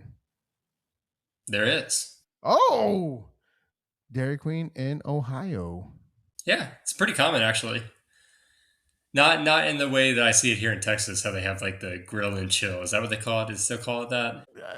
I think so, but I don't hear it as grill and chill very often. Well, I'm pretty. And maybe that it was on the signs. Like maybe that was in Oklahoma. But yeah, they were Yeah. more so just like small ice cream stands. But yeah, they were all over the place. So they were just like interesting. I think I've heard. Yeah, like the one in my hometown was relatively in walking distance from my house. It was mainly like you can go inside the place, but only a couple of people could fit inside. It was kind of you would like walk up and order from a window. Um, I guess that's how a lot of ice cream places are. But yeah, we have one in my hometown. So what's your Dairy Queen order? It's been a while because I'm all in on Andes now. Hmm. Actually, so much so that I'm going to offend a lot of people here. That I went back to Dairy Queen like I think it was last summer. I brought one home. I brought a Blizzard home for Jessica, and we both ate it, and we are like, "This is not as good as we remember." Because now we're.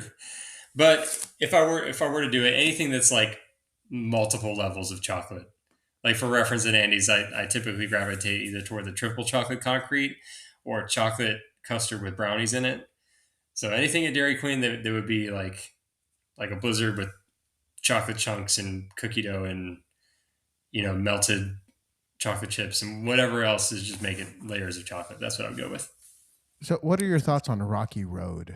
I don't have any because I've never had it. You never had a Rocky Road? Nope. Oh my goodness. Yeah, when it comes to desserts, I don't really venture out. I'll venture out with like meals, and I haven't always been that way. That's a whole nother podcast. But with desserts, it's like chocolate. Stupid, I go to. Is there chocolate cake on the menu? I go with that. Is there a chocolate ice cream? I go with the chocolate ice cream. So, well, it's chocolate with marshmallows, pretty much, with like I think nuts, almonds. Is it almonds? I think it's almonds. Yeah, I guess that's maybe why I've never tried it because I've never been a fan of desserts that have nuts in them.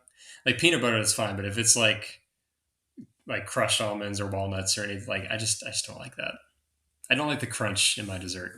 Oh, okay. Well, that's respectful. Yeah, it's respectful. That's respectable. Or that kind of crunch, at least. Yeah. No, I got you. Well, Jake, I think that's all I got. Oh yeah, that's all I have too. Jake, do you have anything for us? I know. Just it's an honor to be on this podcast with you guys and to talk to you both. Like I said when we started, or it may have been before we started, I've listened to a couple of your episodes and I really admire what you guys are doing and the service that you're providing for the band community. I definitely foresee myself listening to probably all your episodes as I'm staying at home writing drill. Just have something playing in the background while I'm writing. Like genuinely, like the episodes I listen to, I really enjoy the conversations, even if it veers way off of the track from band. It's just nice to hear people that I either know directly or know of in our profession talking about more than just what we do in the classroom every day. So I appreciate what you guys are doing here. Yeah, well, we appreciate you, and we wish you the. I mean, we're going to keep up with you because I mean, you are definitely a hot commodity. Man, I will say that like he's the Glenn Powell of he's the Glenn Powell of of the community right now. Well, I appreciate you saying that. It feels like imposter syndrome at the moment. Oh, no. Well, I know you're doing great things with the drill writing, and you and the staff over at Celina have done the wonderful things in the concert setting and definitely in the marching arts, and you've given a lot of people things to look up to and aspire to do. So thank you for you and that staff for giving us more things to aim for. That says a lot. But Thank you. I mean, we know you're going to do great things and you're going to move forward in all the things, and you are going to set a standard and an expectation for whoever you work with, and the products that you're going to put out on the field with the people that you are working for are going to be stellar. Mm-hmm. Thank you. I'm gonna try. I just hope I can make other people's lives easier with the service I provide, whether it's actually going to work with them in person or just providing them a design of some sort. I just hope I can make other people's lives easier. Oh, yeah. So if someone wants to get a hold of you and says, "Hey, I know you're filled up right now, but I want you like I want to I want this to be a consideration in the future." What is the best way for them to get a hold of you? Well, you can find me on social media. Just Jake Hille on Facebook. I'm pretty sure it's Jake_Hille on Instagram. Currently in the process of building my website, and that should be out soon. I'm working with a web designer named Steve Smith. I'm sure you guys, a lot of people out there listening know him, like through Sassy and through web design. He's a great guy. But once that's established, I'll have a website. My current email is 62@gmail.com. That's the one I use for all my businessy and band side of things.